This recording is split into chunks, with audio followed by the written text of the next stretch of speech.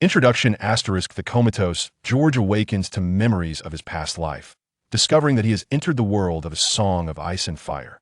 In this realm, he inherits a powerful earldom and numerous loyal knights. With the aid of his vassals, he fears nothing. Chapter 1, Awakening.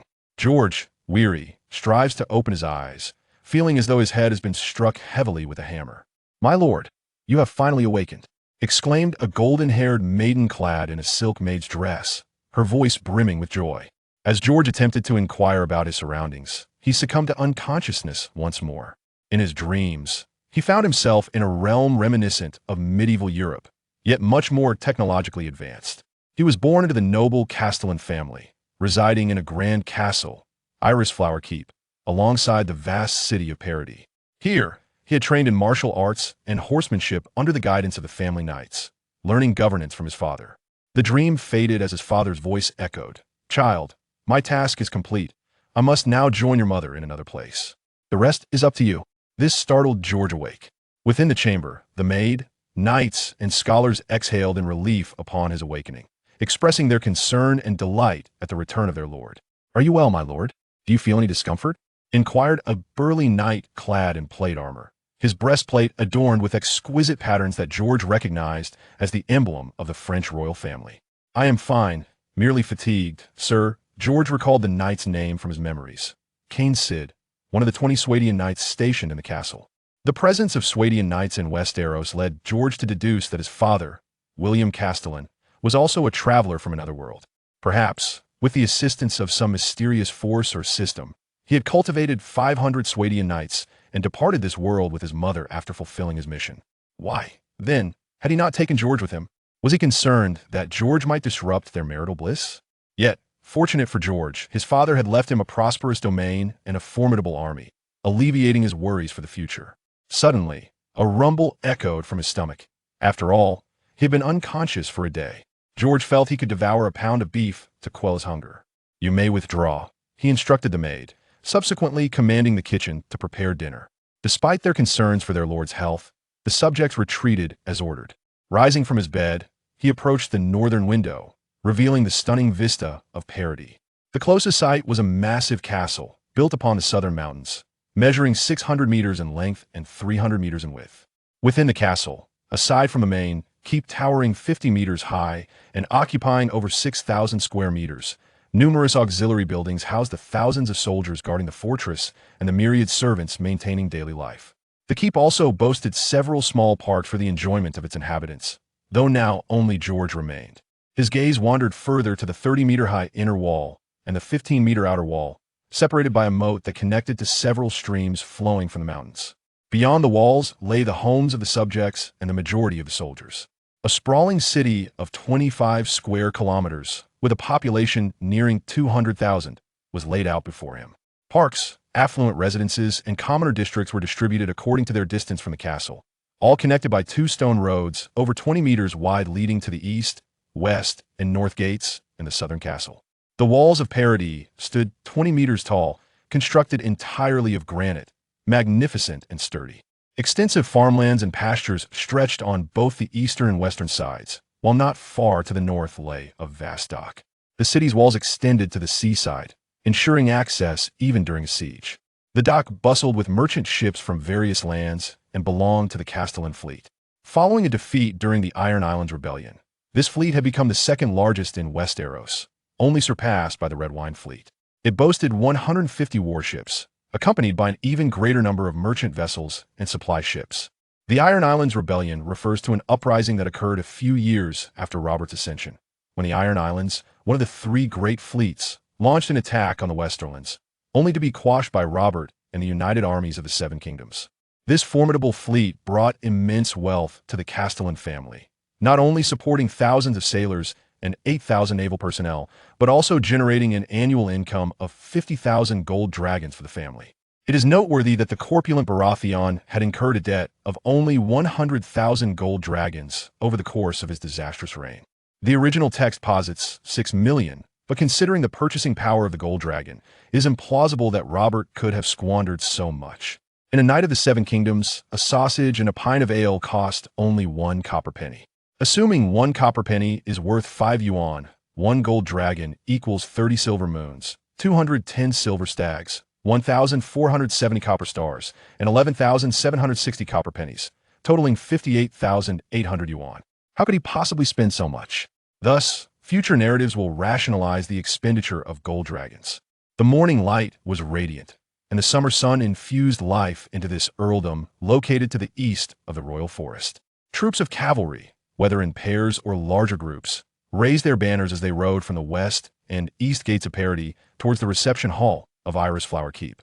This marked the first convocation of vassals by the new Count of Castellian since the old Count's departure. 3 days prior, they had received letters from Iris Flower Keep bearing news of the old Count's passing and the summons from the new Count. This revelation left them astounded and incredulous. Yet upon receiving the letter sealed with the Iris emblem, they hastened to Parody with their retinues. Chapter 2. Summoning the Vassals. Upon arriving in Parody, Baron Carcassonne left the others at an inn in the city, leading 6 knights to the reception hall on the first floor of the main keep.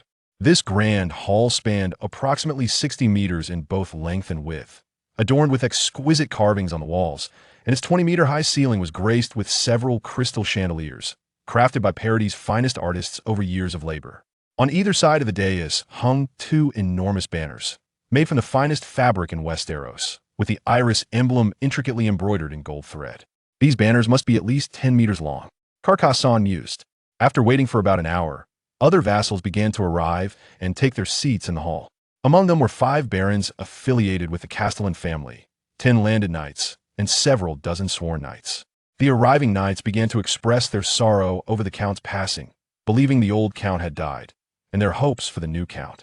At the forefront sat 5 handsome knights in their 30s. Though they held no lands, everyone recognized them as the heart of the earldom. They included Sir Parody, responsible for managing armaments, Sir Marshall, overseeing the economy of the earldom, Sir Sid, governing the city and castle, the guardian of the Count, Sir Hogwood, and the military commander, Sir Hogler. These 5 sworn knights handled the affairs of the earldom, and none dared to underestimate their influence. Slightly further down were the seats of Carcassonne and the other 4 barons.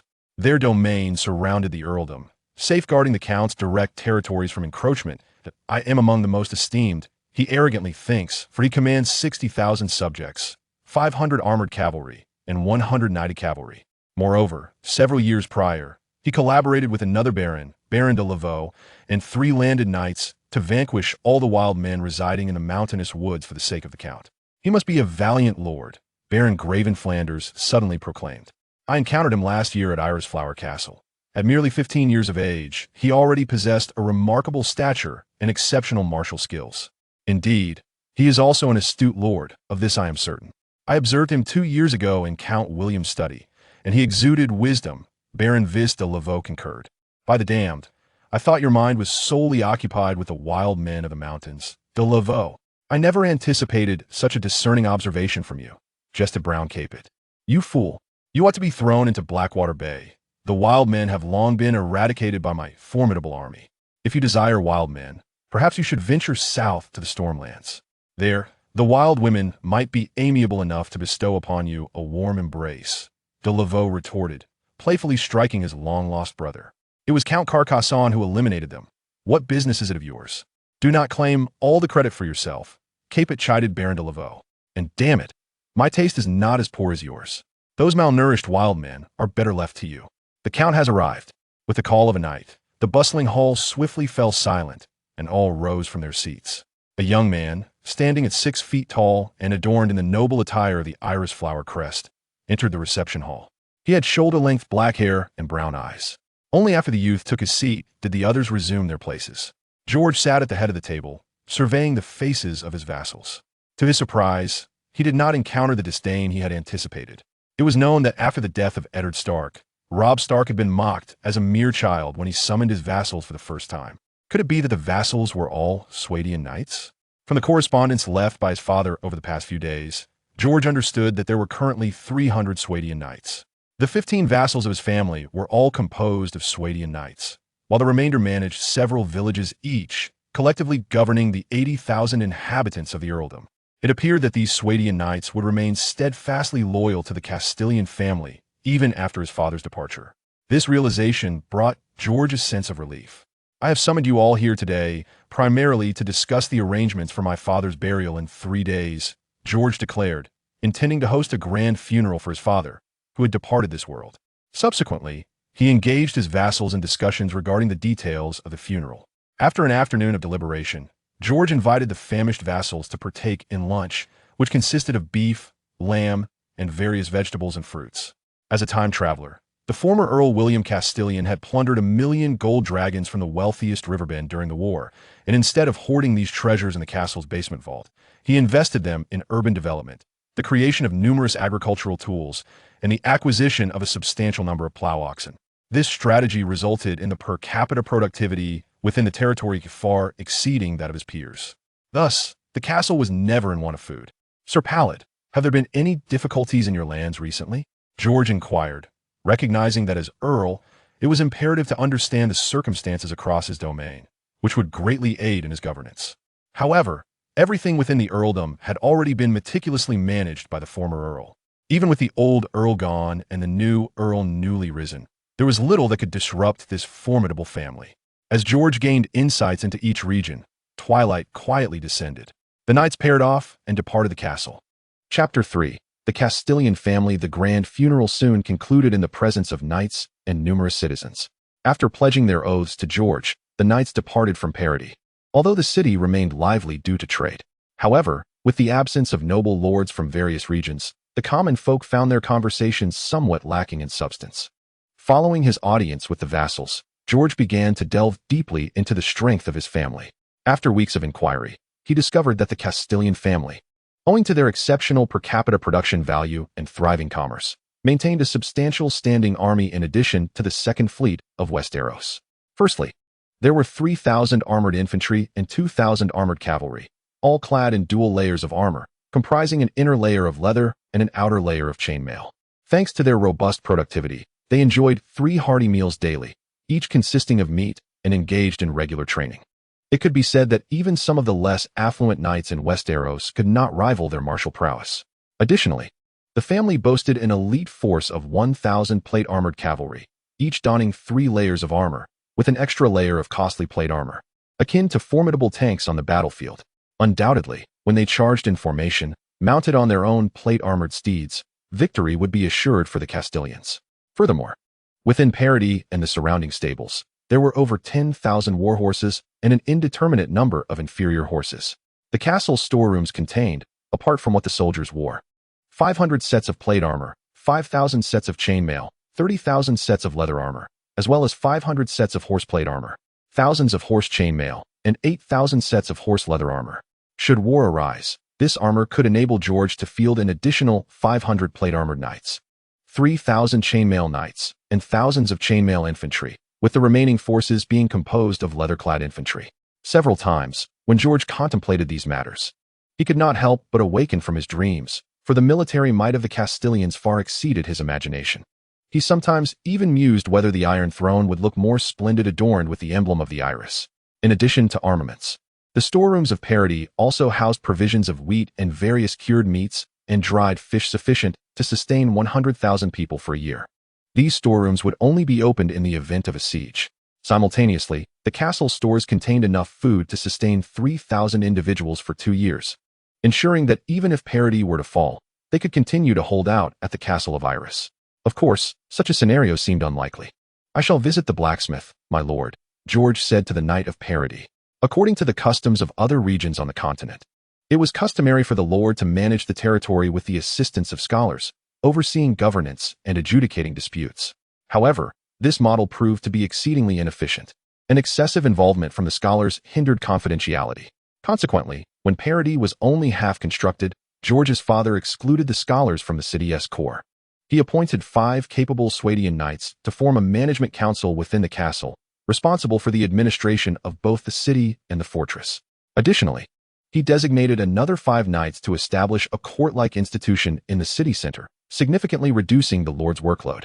A procession of 12 riders traversed the flagstone road, which was sufficiently broad to accommodate 3 horse-drawn carriages side by side. This expanse was designed to ensure the timely delivery of military supplies to the castle's fortifications. Within the fortress, the blacksmith's workshop boasts an annual production capacity of 500 suits of plate armor and 5,000 suits of chainmail. With additional manpower, output could be increased by 50%. Sir Pallid emphasized that, more importantly, our forging techniques, having been enhanced by Count William, vastly surpassed those of others. In other regions, the creation of a fine suit of chainmail, complete with accompanying throat guards, neck defenses, and full helmets, requires 4 gold dragons. While we accomplished this for merely 2 gold dragons. When I first learned of this pricing, I was utterly astounded. The mouths of the West Germans could have accommodated a chicken. Furthermore, plate armor is also half the price compared to other locations, costing only 30 gold dragons. As Pallid elaborated, the group arrived at an expansive area surrounded by 4 stone buildings, each occupying 1,000 square meters, with a central open space of approximately 1 hectare. Wagons busied themselves in the open area, transporting iron ingots, coal, and armor. The perimeter of the workshop was patrolled by soldiers, each squad comprising 12 vigilant men, who, upon noticing the approaching party, respectfully stepped aside and bowed their heads in greeting. George graciously accepted their homage while following Pallid to the building dedicated to the crafting of plate armor, as the affluent Castellians did not require as much focus on chainmail.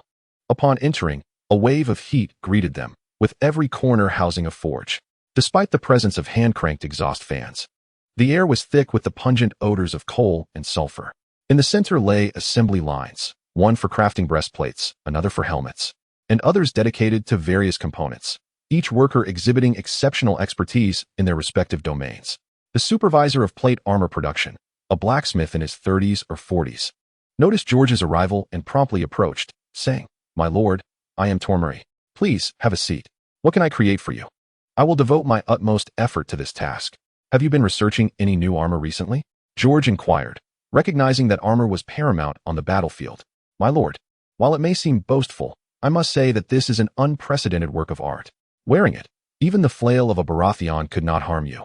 It is truly a groundbreaking creation," Tormery suddenly exclaimed, his entire being trembling with excitement. "Of course, some components are yet to be completed, but in 3 days, it will be finished. I originally intended to finalize and test it before reporting to you." Subsequently, Tormery led the group to a smaller room, where a gleaming silver suit of full-plate armor came into view. George observed that even the joints were connected by spherical articulations, a suit reminiscent of Gothic plate armor. George could hardly believe the delightful surprise that awaited him. It is worth noting that in this world, plate armor typically consists of half-suits. While their defensive capabilities are commendable, the joints are only protected by chainmail and leather. In contrast, this full suit had only a few slits at the eye area, with the rest entirely enveloped in plate armor. Due to the curvature of various body parts and the enhanced integrity of the armor, when subjected to a heavy blow, the force is dispersed throughout the body, significantly mitigating the potential damage.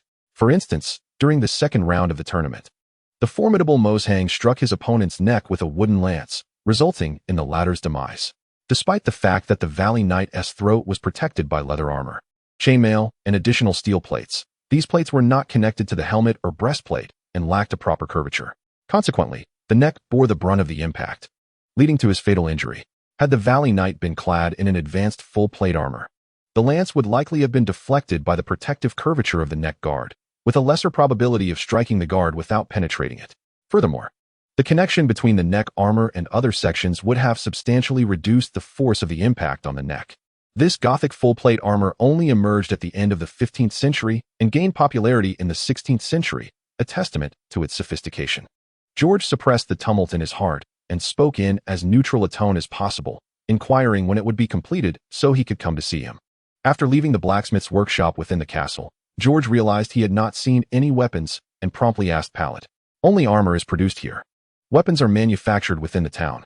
Annually, we produce 10,000 hand-and-a-half swords, 5,000 one-handed swords, 2,000 two-handed swords, along with 20,000 spears and pikes, and 150,000 arrows," Pallid elaborated. Chapter 4. The inspection in the village located 50 miles west of Parody. The farmers had already risen, harnessing their oxen to till the fields, while the women either washed clothes at home or harvested hay to feed the cattle and sheep.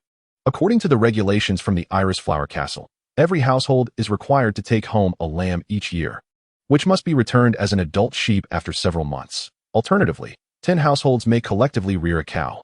This policy allows Flower Castle to collect 40,000 sheep and 4,000 cows annually. The meat from these animals is primarily allocated for the soldiers.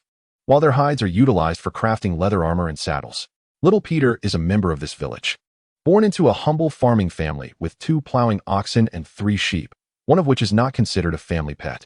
Each day, Peter's task is to herd the 3 sheep into the meadows, returning them home at dusk. Observing the rapidly growing goats, he cannot help but swallow in anticipation. In a few days, his father, a diligent farmer, will drag 2 sheep to the village chief's house, one to be surrendered to the noble lord and the other exchanged for 3 lambs. The remaining sheep will be taken to the town and sold, yielding a few silver coins and a copper star. During these times, his father always treats him to some delightful sweets. On this particular day, as little Peter led the sheep beyond the village, he caught sight of a troop of knights atop their majestic steeds, clad in iron armor and donning blue capes, approaching the village with the blue iris flag held high. I recognized that as the Count's banner. Although he was familiar with only a couple of emblems, little Peter felt a swell of pride in his own astuteness. In the village, there are several veterans, the wealthiest individuals aside from the village chief, each possessing multiple cattle and a dozen sheep. Young Peter often listens to one of the veterans boast about the greatness of the Count. "You must understand," the veteran exclaims in an exaggerated tone, addressing a group of young children from the village.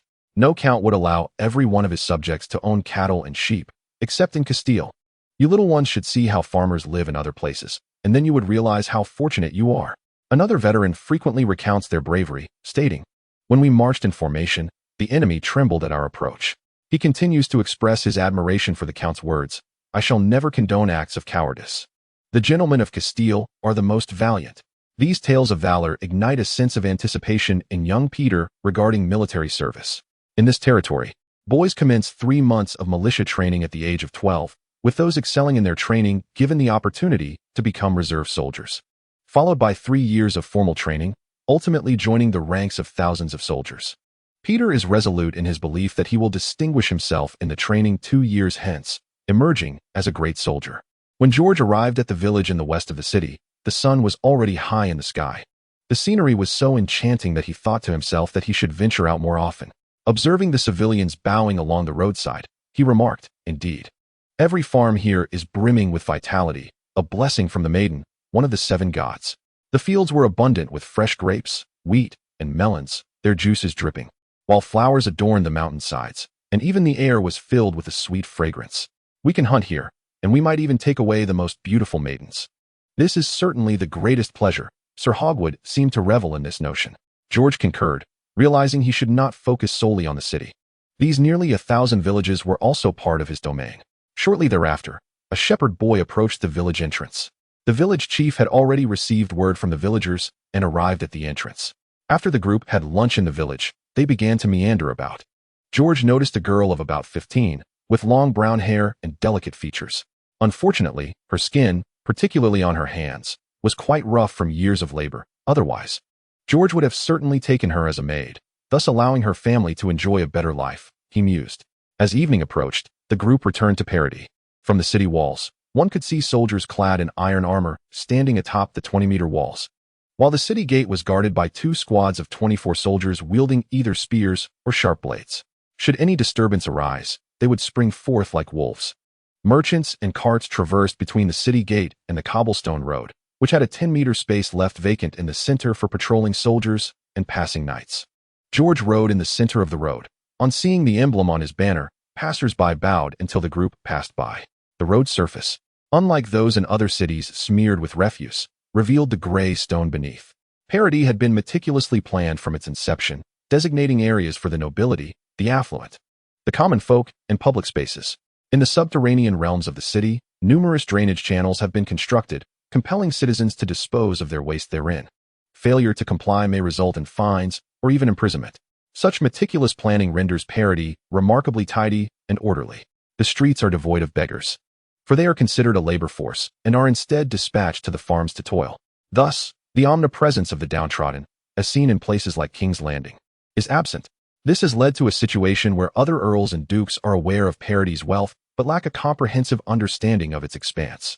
Of course, Castile's rise came too late. Otherwise, the warehouses would be overflowing with gold dragons, George mused, rather than the current mere 400,000. Each year, the income from fleets and caravans, combined with the cities and estates taxes, leaves a surplus of 200,000 gold dragons after deducting the daily expenses of the fleet and trade. Among these expenses, the soldiers' salaries, maintenance of arms, and food procurement consume 60,000 gold dragons. The repairs and fortifications of the castle and city account for 30,000, while the crafting and research of weapons and armor also cost 30,000. The upkeep of farms and stables requires 20,000, and the provision for the castle's hospitality takes another 10,000. Thus, an annual savings of 50,000 gold dragons is achievable, as introduced by Sir Marshal. 10,000 gold dragons for the castle? George recalled that within its walls resided only a few hundred women and male servants, along with 200 maids. Indeed, there are precisely 1,000 individuals engaged in various domestic tasks, along with 210 maids. Sir Marshal provided the exact figures. This sum is primarily allocated for garments, as Count William mandates that all maids don silk or velvet dresses, providing them with over 10 sets of clothing each year. Such attire does not come cheaply. This old man truly knows how to indulge, George reflected, yet he felt that this expenditure was not extravagant. The dresses must be of the finest quality, and after all, if not spent, it accumulates. However, he resolved to find accommodations in the city for all maids who may have had relations with his father. Chapter 5. News from afar. A contingent of knights entered Parody through the northern gate shortly after the sun had risen. They had embarked from the docks of King's Landing several days prior and had only just arrived in this city. Awakened from slumber by the morning light, George stirred from the embrace of a maid with cascading golden waves, flawless alabaster skin, and striking azure eyes. Her lithe form captivated him. Though merely a minor character, she is not the protagonist. This tale features a singular or dual heroine, yet numerous women abound. "Who dares disturb me at such an hour?" George exclaimed. Irritation etched upon his countenance as he addressed the threshold. Having spent 2 years here, he had grown accustomed to the mannerisms of the nobility.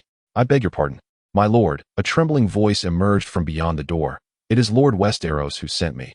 He has a most important missive for you." Rising from the embrace of the 16-year-old blonde, George stretched and made his way to the small parlor outside his chamber. A maid hastily presented a letter to him. Upon opening it, the final line ignited a tumult of emotions within him. Prime Minister John Alan has passed away. The narrative is poised to unfold. In a short while, King Robert will arrive at Winterfell with his family to invite Eddard Stark to serve as the hand of the king in King's Landing. A few months later, the grand tournament shall take place, followed by the king's tragic fate. The years to come are destined to be fraught with calamity, as war and pillage will spread throughout the lands, sparing even the noble houses from their wrath. Today marks the 2nd anniversary of George awakening to his past life's memories. At 18, George's growth has ceased, now standing at a height of 1.88 meters. His 10 years of martial training since the age of 8 have rendered him exceptionally skilled in combat. The territory thrives abundantly, with the population of Parody reaching 230,000 and the direct subjects numbering 700,000, nearly 1 million when including the vassals' populace. The castle has undergone considerable expansion, now covering 22 hectares. The ranks of fully armored knights have swelled to 2,000, with 1,000 donning Gothic plate armor and another 1,000 clad in Milanese style. Even the number of servants has increased by 100. Reflecting on these matters, George suddenly felt that John's death would not significantly harm him, for Castile's strength is sufficient to seize the initiative in the forthcoming conflict. Indeed, while such thoughts may seem cruel to others, war could prove advantageous for Castile. Although the territory has flourished in recent years, this rapid development has led to a severe issue. The available land for cultivation is dwindling. It is essential to note that the 6 southern kingdoms encompass nearly 4 million square kilometers, yet house less than 40 million inhabitants, averaging 10 people per square kilometer. In contrast, the Countship of Castile spans only 35,000 square kilometers, but supports 1 million residents, averaging nearly 30 individuals per square kilometer. While much of this land is plains, it is approaching the limits of its capacity. At the current rate of population growth, it will be but a few years before nature's ability to recover cannot keep pace with human destruction, unless there is a halt to the influx of outsiders. While this is indeed a solution, it is evidently less favorable than expanding the territory. John's demise presents an opportunity. "Send for 5 knights," George instructed his maid. Soon, the 5 knights, Parade, Marshal, Sid, Hogwood, and Hogel, assembled in the parlor. "Sid, what do you think we should do?" George inquired, tapping his fingers on the armrest as he turned to Sid. "My lord, I do not believe we need to concern ourselves with this news. One hand may perish, but another will rise. The Iron Throne is still occupied by the Baratheons. What difference does it make if one hand dies?" We cannot simply slay the next hand for our displeasure with him, suggested. Though the next hand may be a dreadful fellow, I have no intention of eliminating him. Eddard's actions in the original tale could be deemed quite foolish. Upon discovering the queen's infidelity, he did not inform the king first, instead allowing the queen to flee under the pretense of the child's innocence. "Oh, my lord, do you know who the next one is?" Hogel inquired, puzzled. "Only a fool would be unaware. Stannis has retreated to Dragonstone, and the lion is no longer trusted by the king. Thus, only the wolf remains," Marshall jested, which greatly irritated Hogg. "Were it not for the presence of the esteemed count, I would certainly deliver a vigorous kick to your behind with my riding boots." Hogg glared at him with his emerald eyes. "We must remain prepared. We should discreetly place reliable individuals within the caravan to infiltrate King's Landing." George mused. "It is imperative that they do not discover that the 3 children of the king are not his own. Once the king is deceased, the opportunity shall arise." He then resumed a serious demeanor. The others, witnessing this, also ceased their jesting and adopted solemn expressions. "The Count of Castile is still too inexperienced. This is an opportunity for all of you," George emphasized with a commanding tone. "Though we possess sufficient strength to vanquish the armies of the Crownlands and Storm's End, we must be wary of overstepping, for we would then face the Vale, the Riverlands, and the North." Hogg, responsible for military matters, reminded them. "I do not advocate opposing the current king, sir. I merely intend to contend with the future monarchs."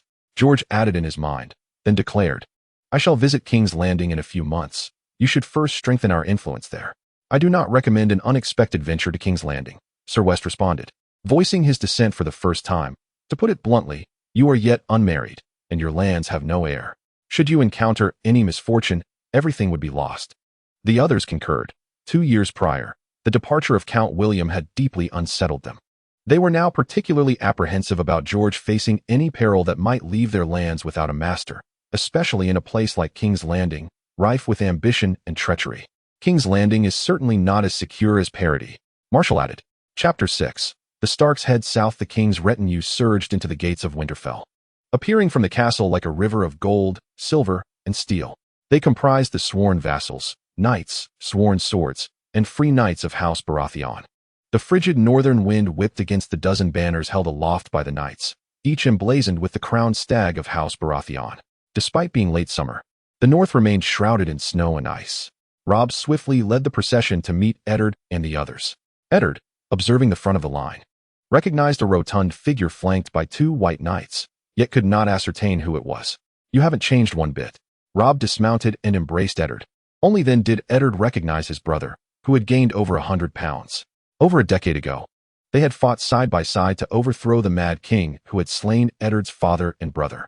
Ultimately, with the aid of Castile, they had vanquished the usurper, Rhaegar Targaryen, who had stolen Robb's betrothed, Lyanna Stark.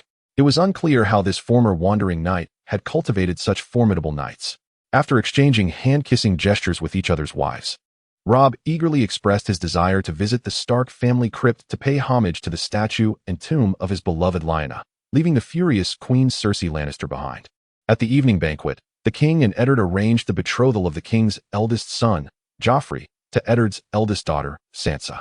This news left Sansa enchanted for many days, lost in the reverie of a fairy tale romance, even though the prince had later provoked her elder brother, Robb, leaving him quite embarrassed.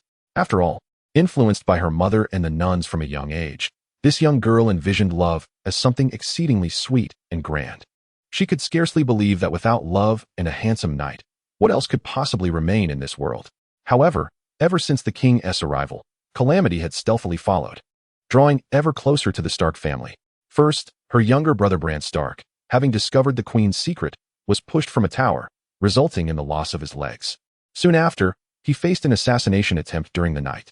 Lady Catelyn, in a desperate bid to protect her son, grasped the assassin's dagger with her bare hands, blood streaming from her beautiful palms until the direwolf discovered the attacker and put an end to him. Meanwhile, a party journeying southward after 25 days finally traversed the north and the Neck. I suspect the king sought him for a hunting expedition, as rumors spoke of wild bulls in the vicinity. Sister Modin informed Sansa that the Duke of Stark had departed the camp early that morning. Their conversation eventually turned to her sister Arya, a spirited girl. Sansa suspected she had sneaked into the kitchen to procure a lavish breakfast from one of the kitchen boys.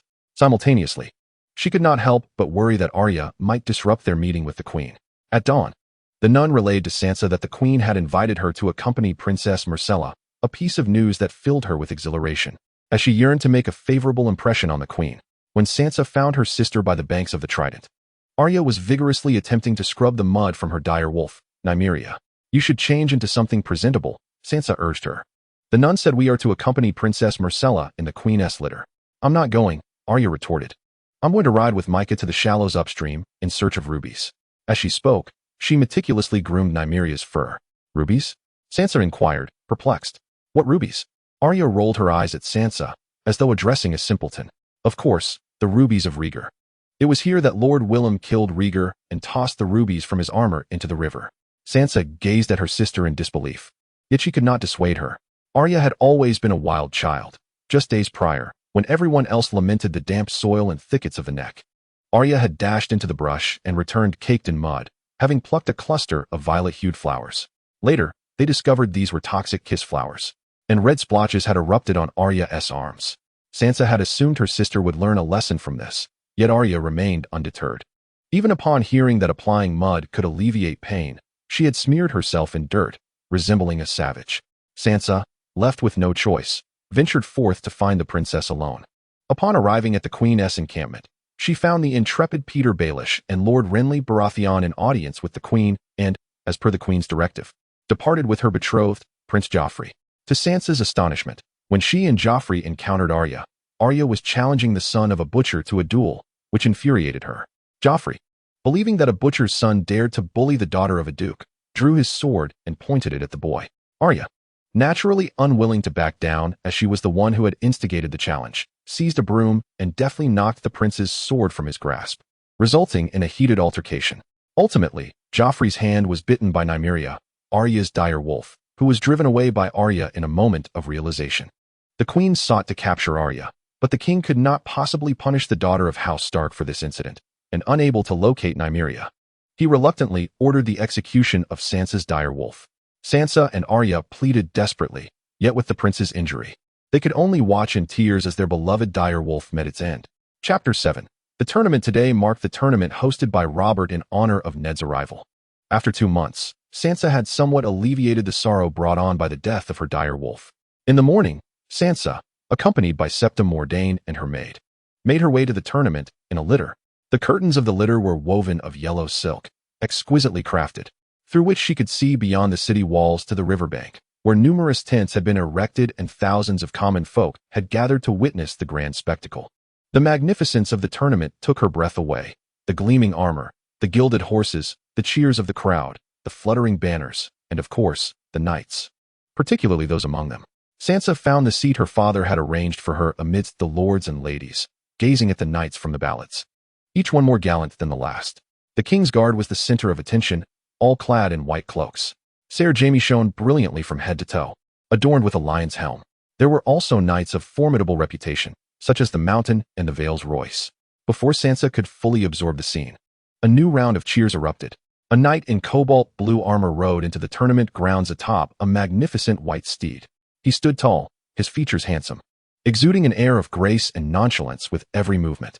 From the polished gleam of his armor and the 2 squadrons of knights behind him, proudly bearing the blue iris banner, Sansa discerned his identity. It was the sigil of House Castamere, and she could not help but muse that he was even more stunning than the ballads portrayed.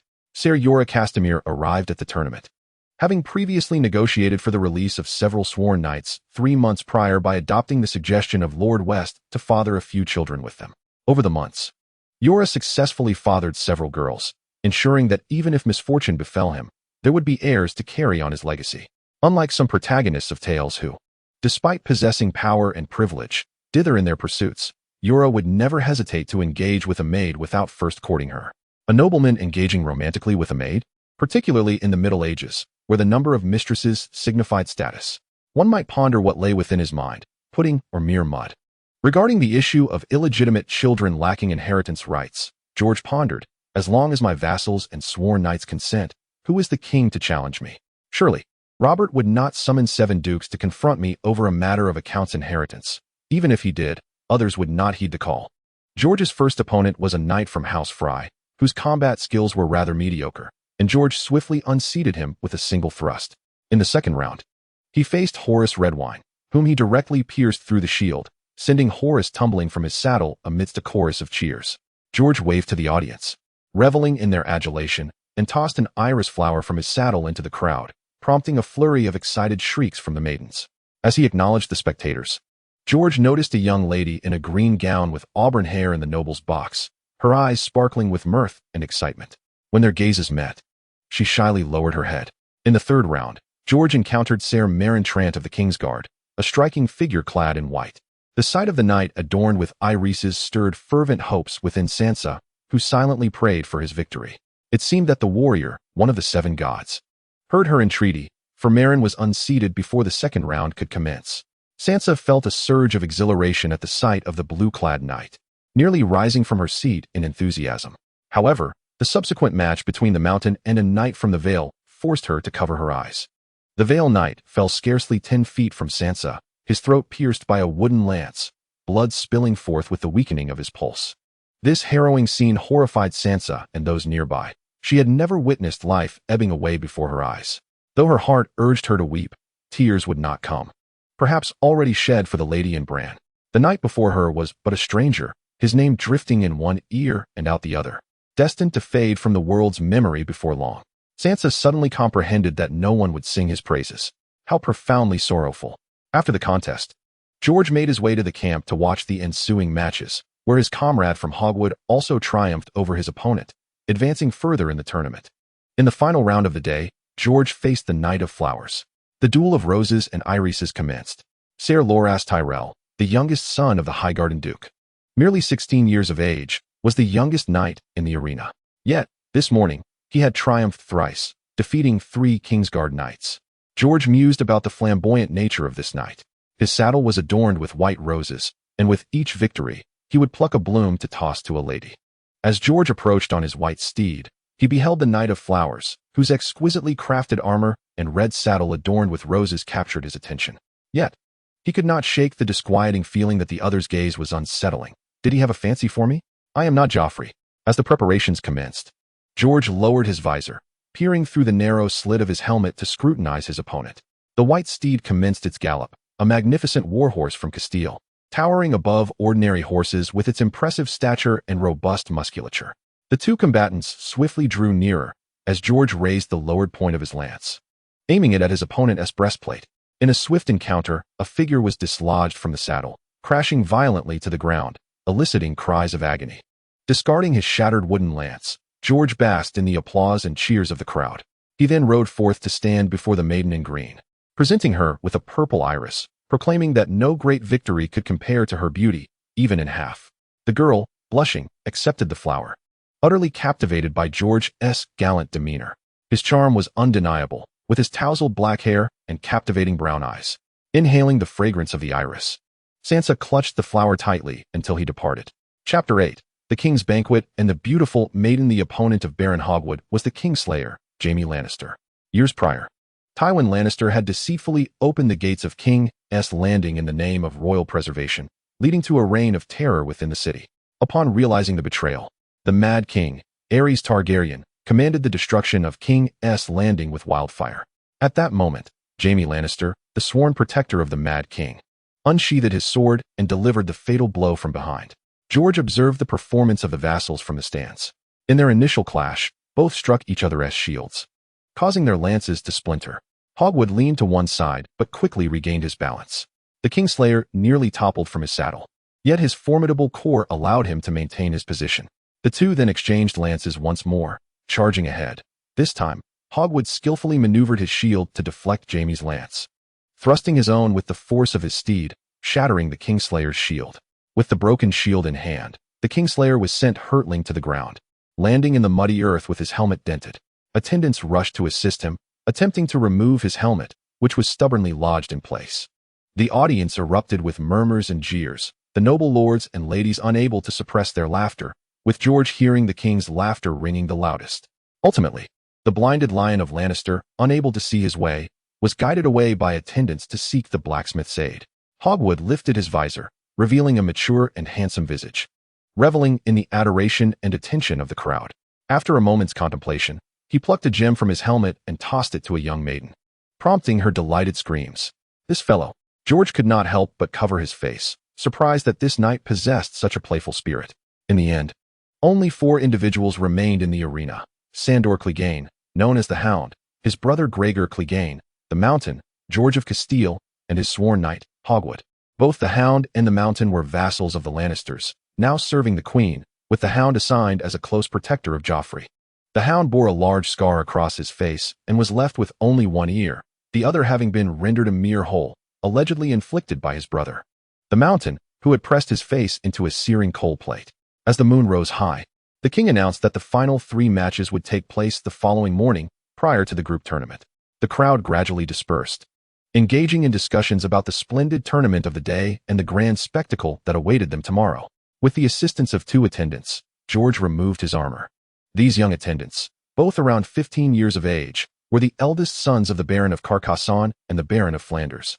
Each stood approximately 6 feet tall, one with golden short hair and the other with long brown locks. Their primary duties were to assist George with his chariot and armor.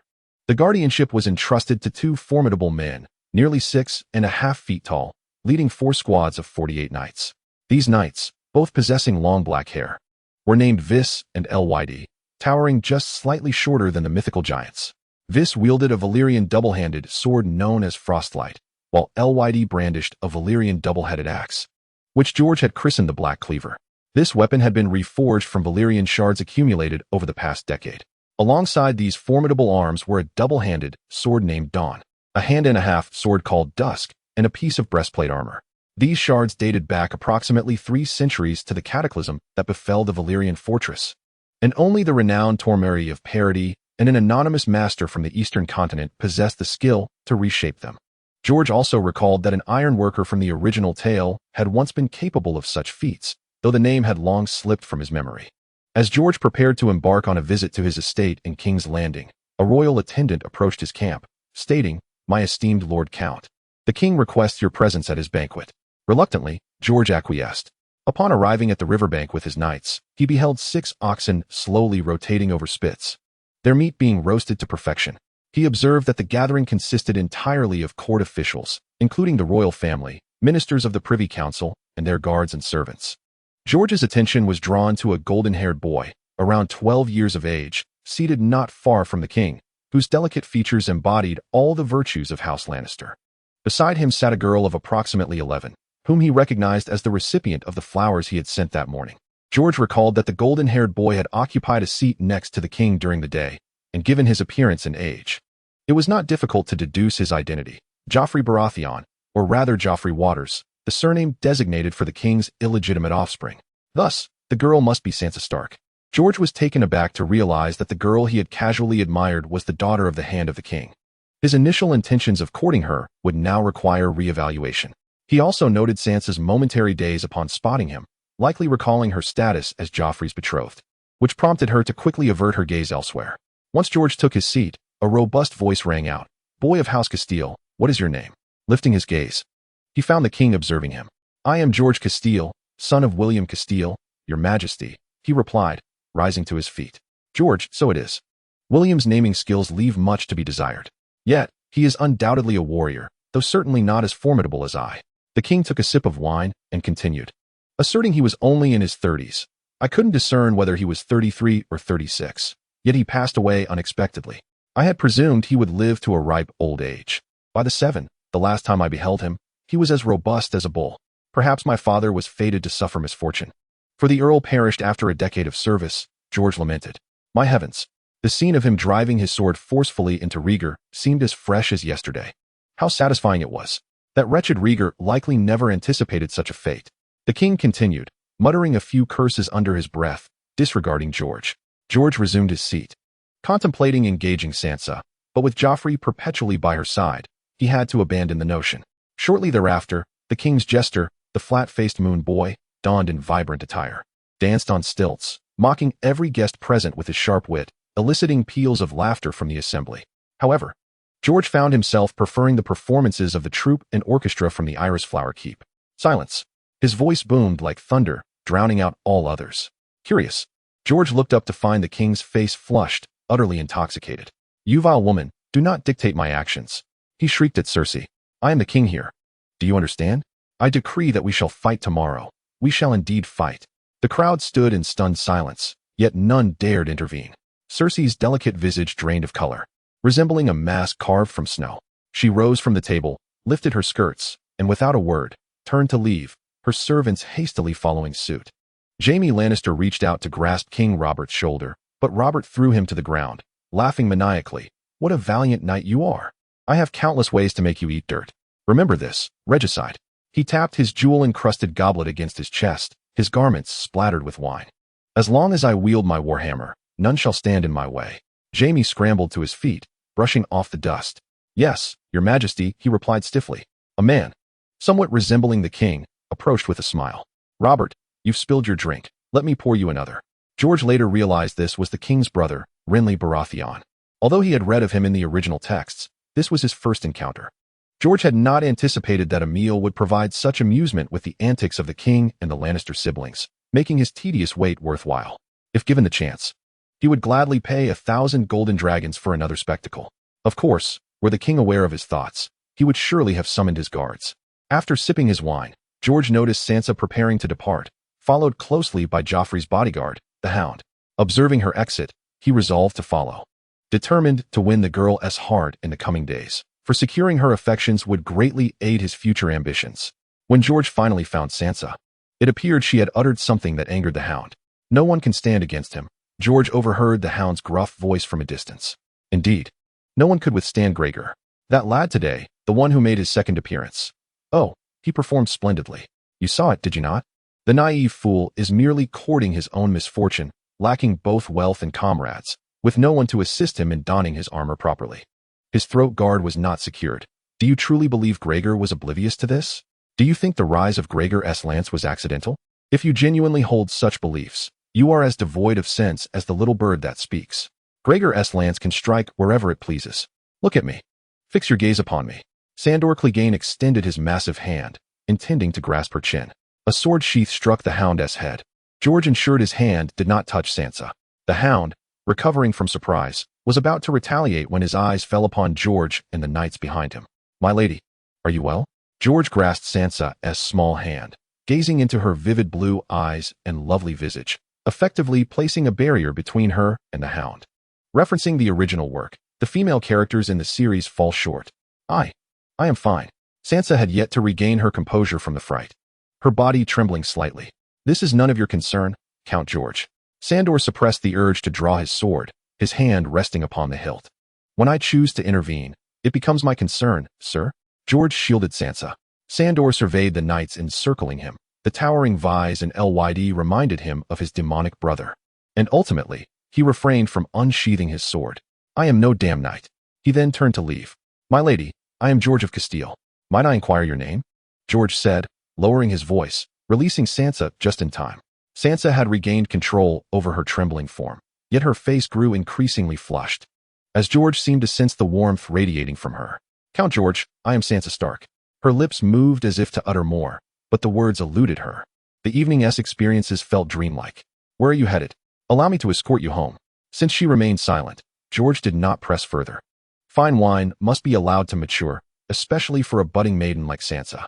He climbed into the carriage driven by his attendant and then extended his hand to assist her aboard. He noticed Sansa wished to glance at him, yet the decorum of a lady restrained her from fixing her gaze upon his face, compelling her to admire the embellishments within the carriage instead. The carriage, drawn by 6 horses, was spacious enough that 2 occupants would seem lost within it. Even 2 lying down would occupy little room. The sides of the carriage were adorned with massive irises, inlaid with yellow gemstones and gold, while purple flowers hung around. The floor was covered in a blue velvet carpet, pleasant to the touch, and the faint scent of blossoms pervaded the air, inviting one to breathe deeply.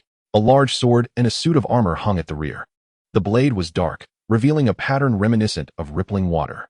The 2 sat together in silence, seemingly attuned to the warmth emanating from one another. The young lady, having consumed a bit of wine at the feast, carried within her the taste of grapes and a delicate fragrance, whether of perfume or her own essence, was uncertain. As they approached the Prime Minister's tower, Sansa finally mustered the courage to speak. Congratulations on your victory, my lord, and thank you for the flowers. Such gestures are trifles. My lady, he smiled softly and said, furthermore, you may simply call me George. You are indeed allowed to address me by my name, George." He then turned to disembark from the carriage. "Wait," George called out to her, plucking a fragrant iris from the wall and placing it delicately in her hand. He then assisted her down from the carriage. George watched as the bashful young lady gracefully stepped into the tower before turning away, his gaze reflecting the image of her turning figure and the flower she tightly clutched. Chapter 9. The finals. After leaving the Prime Minister's tower, George took a carriage to his family's estate in King's Landing. To be candid, this was his first visit to this estate. Indeed, his inaugural entry into King's Landing itself. Having grown up in Paradise, George had never ventured to other cities, and his impressions of King's Landing were derived solely from the original narrative of his past life, the television series, and the descriptions provided by the courtiers in this life. This morning, upon arriving in King's Landing, he headed straight to the tournament grounds, never having set foot in the city. Upon alighting from the carriage, he did not detect the foul odor that the courtiers had mentioned. Indeed, there had been a faint, odd scent at the entrance of the Prime Minister's tower, but it was not as severe as others had claimed. Perhaps it was due to the abundant greenery surrounding his estate, coupled with the Prime Minister's tower being situated within the Red Keep. By the time he returned to the estate, night had fallen. With the upcoming competition in mind, he refrained from dwelling on other matters. And after a refreshing bath attended by his maid, he succumbed to slumber. The sun soon rose, and as he approached the riverside, he found the area teeming with spectators. He spotted Sansa seated beside his father, adorned with the iris he had gifted her the previous night. Casting his gaze towards the king's dais, he noted the absence of Queen Cersei, who was nowhere to be seen. Sandor Clegane was the first to appear on the field, clad in ash-gray armor and draped in an olive-green cloak. This cloak, along with his hound helmet, constituted the sole embellishments upon his person. 100 gold dragons on the hound, announced Peter Baelish, the king's master of coin, in a boisterous voice. "I shall follow suit," declared Blue Lannister as George entered the arena atop a graceful white steed. "I wager 200 gold dragons on myself, Peter." George was taken aback by Peter's lack of faith in him, yet he felt compelled to impress upon him that gambling was not a commendable habit. Responding loudly to the stance, Peter, regarding George's cold retort, silently acknowledged him. With a clang, Sandor Clegane lowered his visor and took his position. Meanwhile, George calmly blew a kiss towards a lady in the audience before positioning himself for the contest. He lowered his lance, and the steed beneath him surged forward, causing the ground to tremble. He then raised the lance, shifting his body, utilizing his iris-emblazoned shield to deflect Sandor's lance, and striking his shield with precision. The wooden fragments splintered apart, and Sandor, unable to maintain his balance, ultimately fell from his mount. A collective gasp arose from the onlookers, followed by a chorus of hearty cheers. "I must ponder how to spend your coin," George heard Blue Lannister remark as he approached the stands. Alas, if only the imp were present. Otherwise, yesterday's regicide event could have been quite lucrative. "You all prevailed. I, however, stand to lose tremendously," Peter lamented, glancing at Blue Lannister and the arriving George. "When you choose to stand opposite me, you have already lost." George cast a fleeting glance at his little finger, then observed Sansa's eager eyes and the Prime Minister beside her before he continued to move elsewhere, where there were still spectators yet to behold his gallant form. He could not afford to linger here. Upon reaching the sidelines, Gregor Clegane had already taken his position, while Hogwood only began his preparations upon noticing Gregor's departure from the arena. Unlike the previous day, he did not create a ruckus, but instead, upon arriving at the edge of the field, he began to prepare with solemnity. Perhaps he had already engaged in such antics, thus Hogwood wished to refrain from imitation. Or perhaps he deemed his adversary, the Mountain, worthy of serious consideration. Of course, he harbored no concerns about the defeat of this subordinate. Only he knew the formidable strength of this captain of the guard, who was accompanied by 2 giants, Vis and Raid, neither of whom could overpower him. As the 2 knights readied themselves, it was as if an invisible hand seized everyone by the throat. The only sounds that filled the air were the neighing of horses and the pounding of hooves against the earth.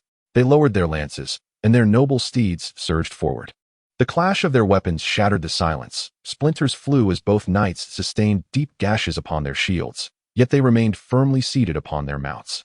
As they approached the sidelines, their squires hastily replaced their shattered lances. Once prepared, they charged again, the sound of splintered wood resonating anew.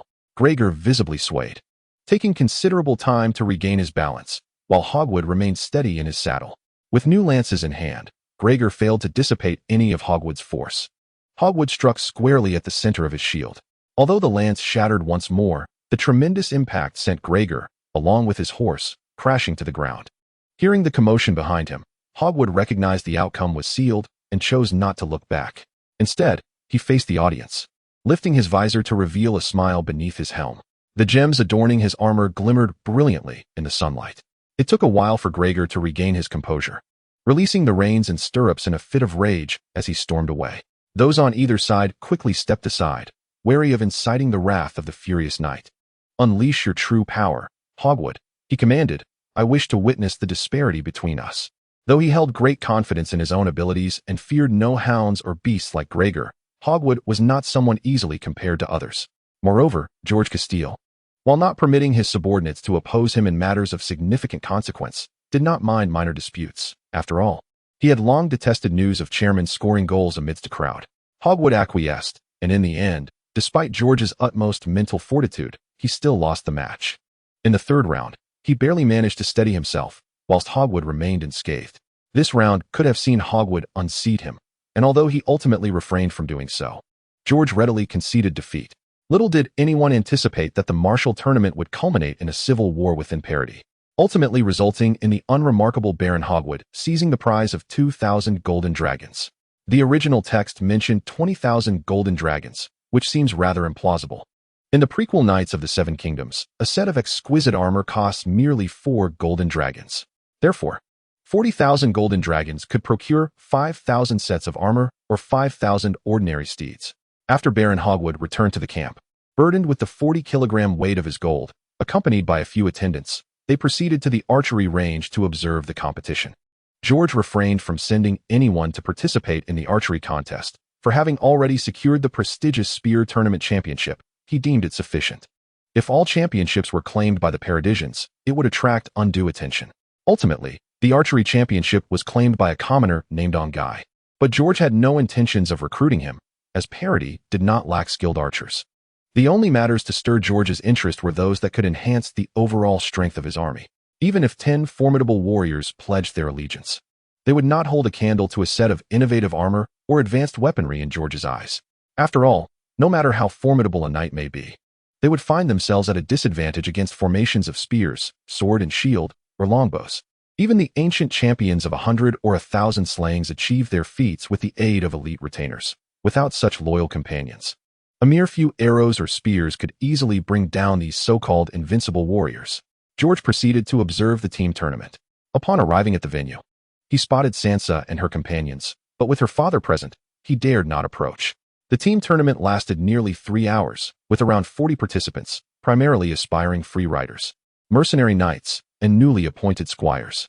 Armed with bludgeons, they formed small squads to engage in fierce combat, resulting in a chaotic scene of fallen bodies and bloodshed. However, in an instant, the squads turned upon one another due to infighting, leaving only one individual standing. This individual was Soros from Mill, wielding a fiery sword and clad in a red robe, sporting a prominent bald head that rendered him a truly arrogant figure. The steeds of other knights trembled in fear at the sight of his blazing long sword, yet he remained undeterred. During the banquet that evening, George garnered much attention upon his entrance, particularly from the king and Renly, not to mention Sansa, who was accompanied by a girl of about 9 years old. The moment Renly spotted him, he approached eagerly, exclaiming, "Congratulations, Count George. It is thanks to you that I managed to procure 100 golden dragons from that cunning fellow, Littlefinger." He then handed George a cup of wine. However, George was disinclined to engage in prolonged conversation with Renly, inwardly wishing for him to depart. Yet, adhering to noble etiquette, he drank the wine and exchanged a few pleasantries. Recognizing George's lack of enthusiasm, Renly eventually took his leave, finally free from Renly's presence. George seized the opportunity to approach the Stark family, where he found Eddard Stark beaming with joy. "My Lord Prime Minister, I have seen your smile from afar. May I share in your happiness? After all, joy is best when shared with others, is it not?" Sansa was the first to react, turning her body to face the handsome visage she had long yearned for. Their eyes met, and a wave of exhilaration surged within her. Yet she quickly adopted the guise of nonchalance, akin to a child caught indulging in sweets, fearing discovery. Her feigned ignorance did not escape her father, Eddard Stark, who cast her a quizzical glance. There was nothing particularly remarkable about the Earl of George. Rather, he felt a sense of joy for the future of the realm. Eddard refrained from disclosing the discord between the king and queen, for it would be unwise to proclaim such matters that might lead the prime minister to an unprecedented state of delight. The Lannisters had always displayed an insatiable ambition for power, and in recent days, the king had been surrounded by various Lannisters, which troubled Eddard deeply. Yet today, not a single Lannister graced the banquet, leading him to surmise that the king had grown weary of those avaricious lions. "Are you the Earl of George, my lord?" exclaimed a small figure beside Eddard, who introduced herself as Arya Stark. "Everyone says your vassal, Sir Hogwood, is the finest knight in the world." "I cannot help but agree. He indeed possesses remarkable prowess," George replied, observing the small girl whose pant legs were rolled up to her knees, revealing bruised calves. Arya noticed his gaze and proudly displayed her purple bruises. "I acquired these from practicing my dance." "I doubt it was a dance of swords," George mused. Well aware of Arya's notorious reputation from the original tale, this girl had little interest in needlework or courtly manners. Her heart lay solely with swords and martial arts. While Lady Stark and Sansa fretted over her lack of ladylike demeanor, only Eddard recognized her wolf blood and permitted her to learn the art of swordsmanship. That evening, after meeting with the Stark family, George returned to King's Landing. He did not engage in extensive conversation with Eddard, the new prime minister, for he believed that conversing too much with a fool could render one foolish as well. As he sat in the carriage approaching his estate, curiosity about the city of King's Landing stirred within him. He had yet to observe the intricacies of a medieval city. While Parody was indeed a city, it resembled modern Milan more than a medieval settlement, with its Renaissance architecture and urban planning that strayed far from the essence of a true medieval town. Thus, George instructed the driver to halt the carriage, desiring to walk a short distance and examine the surroundings closely. However, after only a few minutes, he was overwhelmed by the noxious stench of fermenting excrement wafting towards him, compelling him to retreat back into the carriage. It was hard to fathom that such a foul odor could pervade the main thoroughfare. One could only imagine the horrors of the slums. "My lord, I have spotted a few small beggars following us near the carriage," the driver suddenly remarked. "At first, I thought they were merely passing by, but now I believe it is too coincidental for so many to happen upon us." Chapter 10. The Octopus Spider. In the ensuing days, King's Landing appeared to be in a state of unrest. Today, a beggar was struck down by a runaway carriage. And tomorrow another orphan was killed by a vase that fell from the second story, with several lives lost in just a matter of days. The citizens of King's Landing, though puzzled by the recent spate of accidents involving carriages and falling objects, did not dwell excessively on the matter. In such a vast city, it was hardly unusual for a few lives to be lost each day. A local noble derided several wandering knights who had witnessed an accident, dismissing them as unsophisticated bumpkins, before raising his chin in disdain and departing. Outside the estate, with the spider's minions diminished, George began to organize his men, or rather, guide his subordinates in infiltrating King's Landing. With the tournament's conclusion drawing near, time was of the essence. He needed to urge Hogsmeade to collaborate with the newly arrived knights, seizing every fleeting moment. After promising to grant him a barony upon his return, the knight recently crowned champion of the jousting competition approached all tasks with renewed vigor. After delegating responsibilities to several knights, George commenced his daily correspondence with Sansa. An agent from Parody skillfully evaded detection, delivering the letters intact to Sansa's hands and returning with her replies. The young girl found herself deeply reliant on George. His stature, his handsome visage, and his charming wit captivated her profoundly. Yet, this admiration brought her distress, as she was already betrothed. Although her fiancé's fluctuating demeanor unsettled her, he nonetheless remained her future husband. The education she had received during this time instilled in her the notion that she should dutifully become Joffrey's wife, aiding the future king in governing the realm. The tales of princes and princesses, knights and their damsels, constantly clashed within her mind, leaving her uncertain of her choice. George hesitated to divulge his plans to her, opting instead to reassure her that she need not fret, for everything would unfold according to fate. "Sir, someone requests an audience," came the voice of a guard from outside, interrupting George's evening relaxation as he enjoyed a maid's massage. "Let him in," George replied, then proceeded to the parlor, where he found a rotund figure cloaked in black, flanked by two guards. "Who are you?" George inquired. The rotund man glanced at the guards, but remained silent. "Speak or leave," George asserted, unwilling to comply with his unspoken wishes, taking a seat behind the desk. The man hesitated before removing his cloak. "I expected the spider to conceal itself, revealing only its 8 legs," George jested, gazing at the figure before him. Varys, the king's spymaster, known as the Spider. In his youth, he had been subjected to a sorcerous experiment in the eastern lands that had stripped him of his masculinity, later rising to become the Mad King's spymaster in Westeros, and then swearing fealty to Robert upon his ascension. "My lord, I harbor no ill intent toward you. I merely sought to admire your esteemed presence," Varys began. Having recently suffered considerable losses among his network, not only around George's estate, but in many areas of King's Landing. "If admiration entails dispatching your repugnant spies to monitor me, then you may take your leave," George retorted sternly. "Not surveillance, my lord. There is no conflict between us. If it pleases you, I could even share the intelligence I possess in exchange for our friendship," Varys proposed. "Sharing the king's intelligence with me? How astute of you, Varys," George replied, questioning whether the king would approve of such dealings, pondering if it might result in Varys being cleaved in two. "The king does not require the eunuch's intelligence. He is Robert Baratheon. He has always been perceived as a great hero, having overthrown the Mad King's reign, earning glory through knightly valor, while feeling shame from eunuchs and cunning schemes. Varys, in his fervor, often laments his need for my intelligence, wishing fervently for my demise so that he may bask in greater honor." George, with his brown eyes, silently observed the performance before him. "I have no need for your nonsensical intelligence. I will summon the men back. However, should I find your little birds on my territory again, I shall scatter your ashes upon the sea." After Varys made his promise and departed, George merely chuckled, dismissing it. The words of the spider are as worthless as dung, and one could easily surmise that while he spoke, he plotted his revenge. Yet, what does it matter? When the people of Parody arrive, all schemes and conspiracies will be laid bare. Following Varys's departure, George devoted his days to martial practice and flirting with Sansa. Tasks had been discussed and delegated, and the knights would handle them adeptly. Interfering would only disrupt the plan, yielding no benefit. After all, the knights are far more skilled in these details than he. He merely needed to emulate some of the grand bosses from his past life, occasionally visiting the lower levels to express his approachability. Before long, an astonishing event transpired. King Robert's longtime friend, the newly appointed hand of the king, Eddard Stark, was dismissed from his position. Court gossip suggested that this noble knight had directly opposed the king's suggestion to eliminate the remnants of the previous regime during a council meeting, even accusing King Robert of having lost the courage of his youth.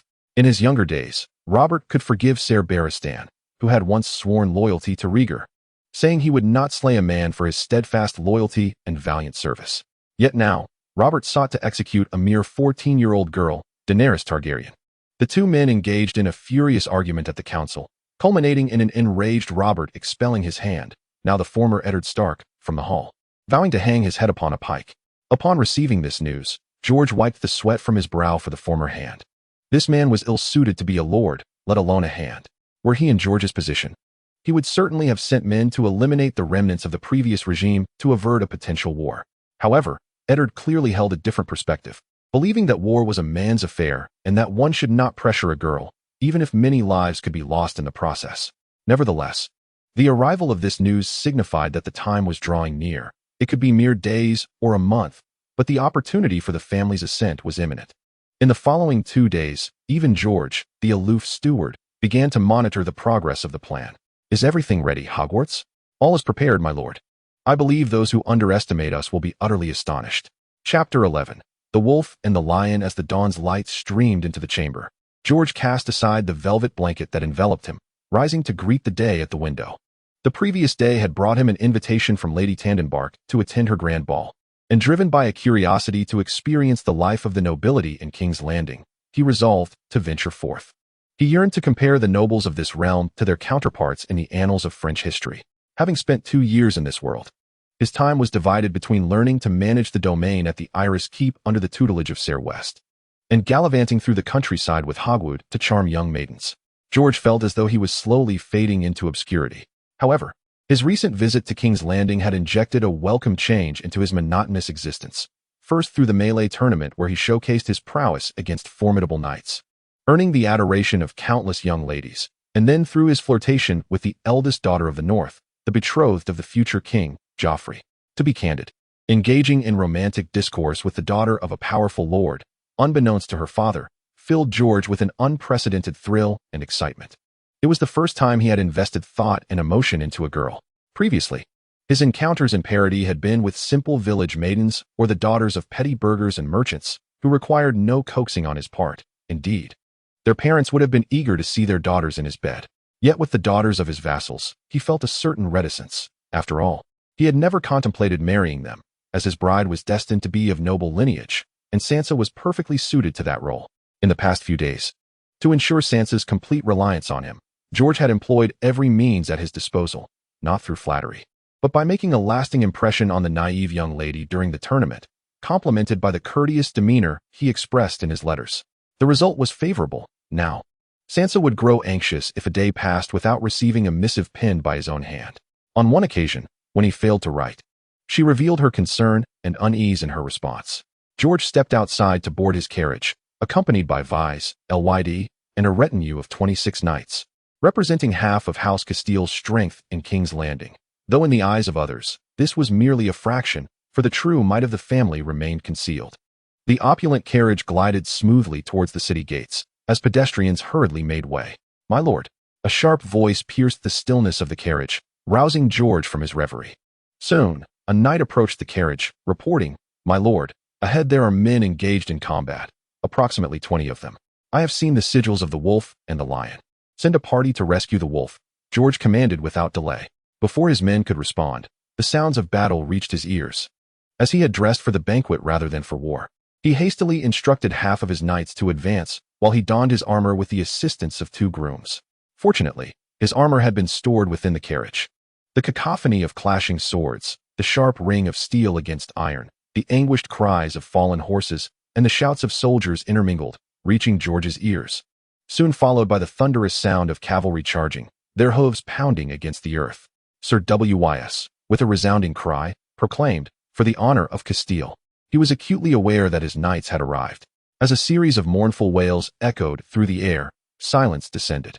The battle had concluded too swiftly, and it was some time before George, fully armored, led the remaining cavalry to the scene. Among the remnants lay a dozen cloaks, 2 of which were gray, while the rest were crimson. The ground was strewn with the upper halves of bodies clad in red, intestines spilling forth, dismembered thighs exposing bone, the carcasses of horses, and a grotesque amalgamation of blood, flesh, and mud. George found himself at a loss for words to describe this ghastly mixture. He spotted Ed, whose leg was bleeding as he received treatment from George's men, cradling the lifeless form of a guard. George recognized this guard, who had stood vigil by Ed's side. "My lord, upon our arrival, we witnessed the usurper besieging Duke Ed. The Duke had but 3 men, while the usurper commanded 20. By the time we reached them, only the Duke remained. The other 2 had perished," reported Sir Wys. "Upon seeing us, the usurper fled on horseback down a narrow alley, leaving behind 15 soldiers to block our passage. Once we dispatched these Lannisters, the usurper had vanished without a trace. Saving Duke Ed was our priority. The rest is of no consequence," George replied, then turned to his fellow knights. "Are any of you injured?" "My lord, we charged as a cohesive unit, and they scattered like chaff. We sustained no injuries. Had it not been for their horses blocking the alley, we could have captured the usurper," one knight asserted, thumping his chest. "What good would that do? Robert, that coward, would not dare to execute Jaime Lannister, even after he assaulted the former prime minister." "It is well that you are unharmed," George responded, then approached the former prime minister. "My lord Duke." George noted that Ed could barely keep his eyes open. "I shall escort you back to the prime minister's tower." He intended to assist Ed into the carriage, but Ed appeared too pained to rise. Thus, George instructed his men to procure some cloth and wooden poles from the nearby shops, fashioning a makeshift stretcher to lift him aboard. Once in the carriage, Ed weakly expressed his gratitude, but the pain rendered him nearly speechless. George gazed at Ed, lying in the carriage, lost in contemplation. 3 men. A duke roaming about with only 3 companions. What audacity! Especially given the known enmity with the Lannister family. Did he truly believe that with Robert, his brother the king, no one would dare to lay a hand on him? Had he failed to perceive Robert's character during his prolonged stay in King's Landing? Upon their arrival at the Prime Minister's tower, they were met by Maester Pycelle, who had already been notified and awaited them in the Prime Minister's chamber. Within the tower, George also encountered Sansa and Arya.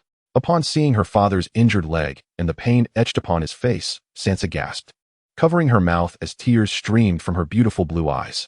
Arya, mirroring her sister's distress, wept, though anger flickered across her face intermittently. Ed drank from Pycelle's poppy milk and succumbed to slumber, while the Stark sisters knelt by their father's bedside, praying fervently for divine intervention, imploring either the old gods or the Seven to awaken their father. Soon, the others departed, leaving George to approach Sansa from behind. He gently caressed her hair and, upon her turning to face him, signaled for her to follow. The events of the day compelled him to impart some truths to this naive young woman regarding her father's injury. As they reached the staircase, Sansa, with tears streaming down her face, grasped his hand and implored, "Can you tell me?" "It was the Kingslayer," he replied. "He led a band of 20 against Lord Eddard. I regret not arriving sooner." George expressed his remorse, then noticed a small figure peeking out from behind Sansa. "No, this is not your fault, George. You have been of immense help. If it weren't for you." I fear she closed her eyes, tightly clutching his hand, as if contemplating the most dreadful of fates. She then opened her eyes and questioned, "But we have no enmity. On what grounds could he do this?" "No, Sansa, you do have enemies. Your family is at odds with the Lannisters, not just the Kingslayer, but the Queen as well," George replied. "But I am." Sansa hesitated, her gaze filled with panic as she looked at him, yet she continued, "I am already betrothed to Joffrey." Seeing her distress, George responded, "The Queen perceives you as a usurper of her child's place, and your father has taken her power. Moreover, Jaime Lannister's wrath stems from your mother having abducted his brother." George observed her lips quivering, as if she wished to speak but was at a loss for words. The weight of his revelations proved too overwhelming for the young girl, leaving her momentarily speechless. "I regret having to share this with you, Sansa. Such knowledge should not burden an 11-year-old. Yet, this world is rife with treachery. Everyone is consumed by ambitions of power and desire. Some may appear as noble gentlemen, yet beneath the surface lurk the most unscrupulous of characters." The stifling heat of the staircase offered her no comfort, and she trembled slightly. George felt she needed his embrace, so he gently held her, conscious of the armor that could harm this beautiful soul. "This is the way of the world. No, there are knights like you, shining like the sun," Sansa eventually replied, still reluctant to accept the grim reality. How could she believe such horror? It was too terrifying. The nuns and her mother had taught her that the world was filled with noble knights, joyous maidens, and wise rulers. In her mind, she silently replaced the king with her lord, Robert. "I may not be who you envision," he began. "Perhaps no. I refuse to believe it," Sansa interjected, clinging to him tightly, feeling the warmth of his armor. George could not help but kiss her forehead tenderly, hoping to offer her some solace. "Please, stay indoors for a while. I shall arrange for knights to protect you. Seek them out if you encounter trouble," he advised after a moment, waiting for her emotions to steady. After embracing for a little longer, George realized that the girl in his arms seemed to have fallen asleep. He inquired with a servant about her chamber, gently placed her in bed, and tucked her in before he departed. "My lord," he whispered. As soon as Arya arrived on the first floor, her voice echoed from behind. "Could you assist me?" she implored. "Previously, while I was catching a cat, I encountered a monster." "No, that is not important. I saw a portly man and another with a scarred face. They spoke of killing my father. They mentioned that my father had discovered a bastard and obtained a book. I wager Jon is the bastard they referred to. By the way, Jon is my half-brother." Fearing that George might not believe her, Arya added, "I told him about the scarred man wanting the wolves and lions to turn against each other. But my father dismissed them as mere actors." "Wolves and lions?" George inquired, kneeling before her. "Could you describe what they looked like?" "Certainly," Arya nodded, her brow furrowed in concentration. One was a stout man with a yellow, forked beard, adorned with rings, while the other was clad in armor and donned a steel helm. The one in the helm claimed he couldn't keep performing tricks indefinitely and insisted on immediate action. "I suspect he must be a sorcerer." George mentally retraced the information from his past life, gaining a semblance of understanding regarding their identities, yet refrained from disclosing this to Arya. Recognizing her youth rendered such knowledge futile, he clasped her shoulders and declared, "I will help you, but you must refrain from wandering about, especially with your cat-catching escapades. Do you understand? Otherwise, the monster and sorcerer may seize you, and you would never see your family again. Think of your father, your mother, and your sister. Stay safely at home." Chapter 12. Robert. Upon returning to his estate, George was informed by a servant that the king requested his presence.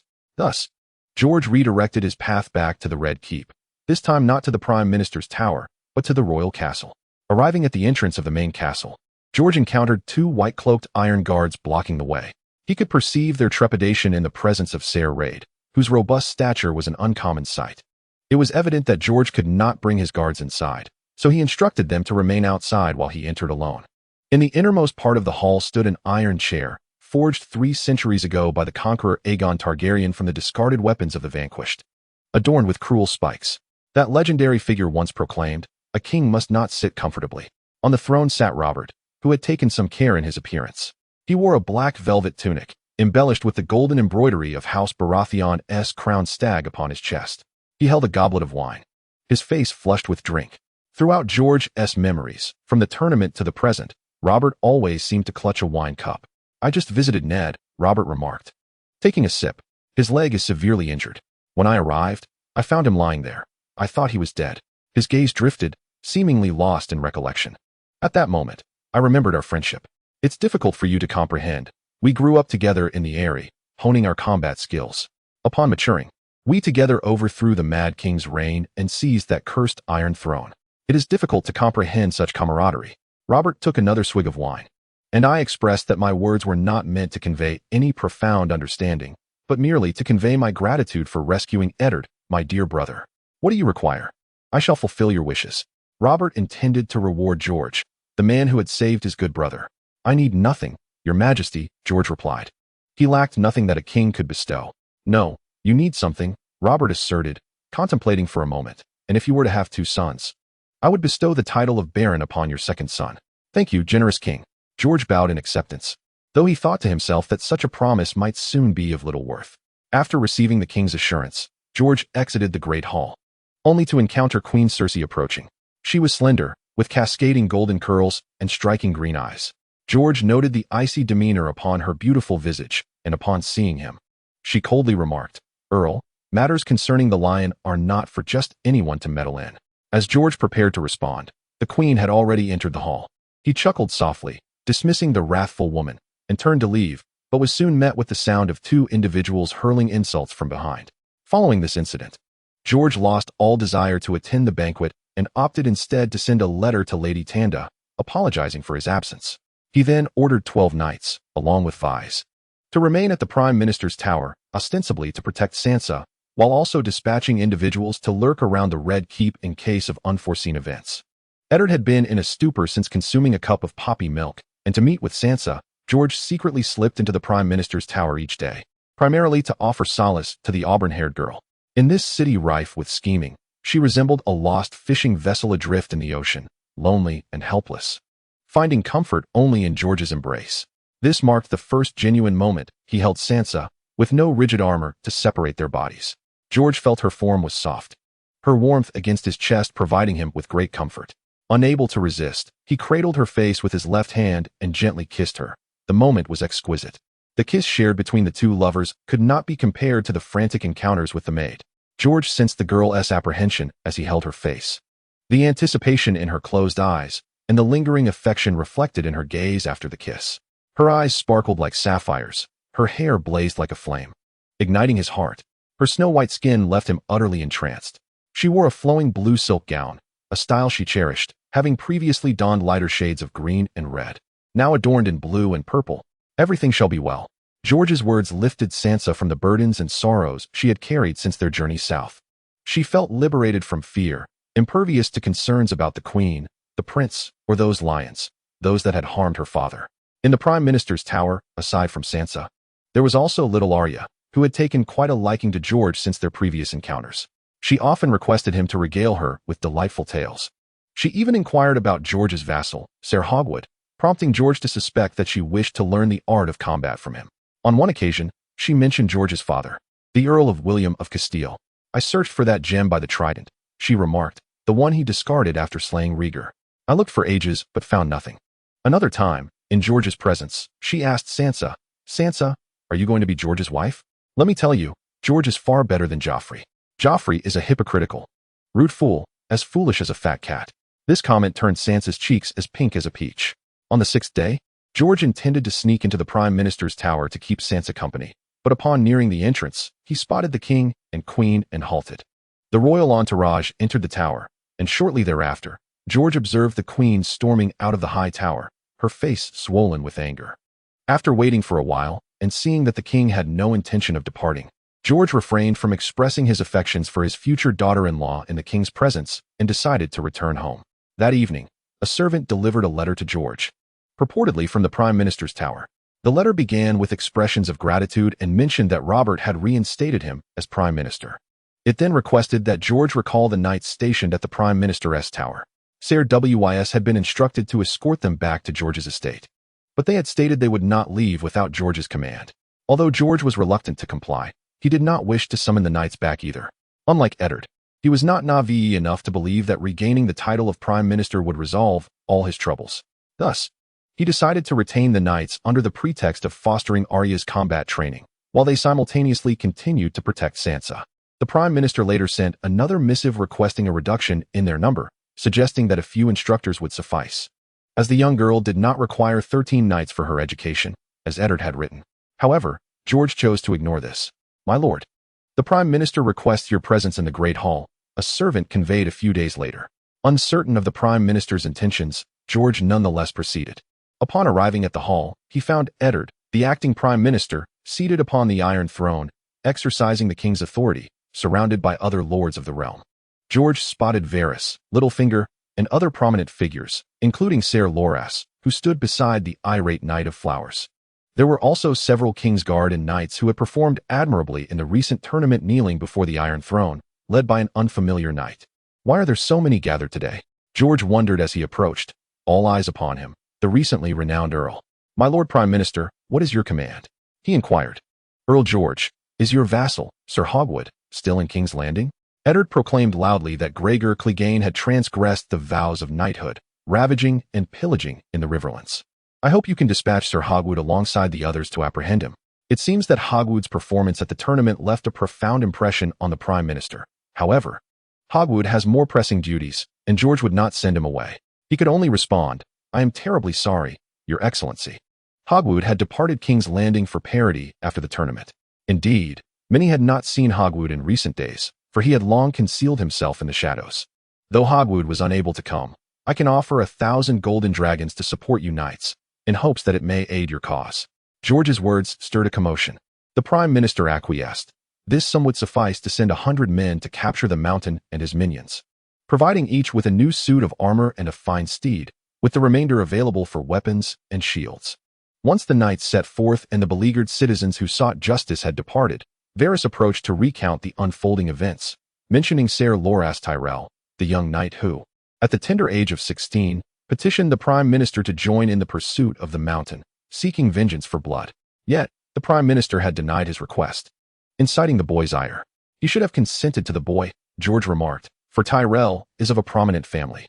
"I believe everyone shares this sentiment, except for the Prime Minister, who cares for his people as if they were his own, even the mountain's subjects," Varys murmured, wary that this boy's fervor might lead to the innocent suffering. George pondered Eddard's perspective. Was it not wise to unite the Tyrells against the Lannisters? The mountain was, after all, a vassal of the Lannisters. If Loras were to perish at the hands of the mountain, the situation would indeed become intriguing. He was a knight. Yet George refrained from elaborating further. Chapter 13.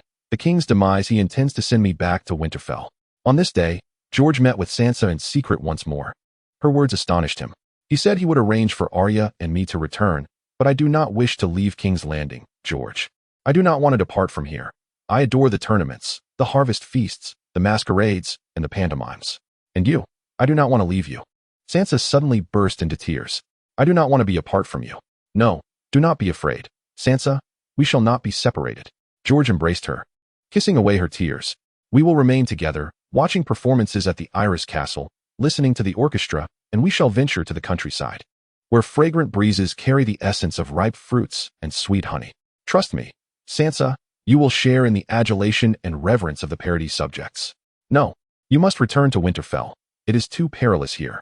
Eddard's voice suddenly echoed, startling Sansa. He appeared, leaning on his cane as he entered the secret chamber.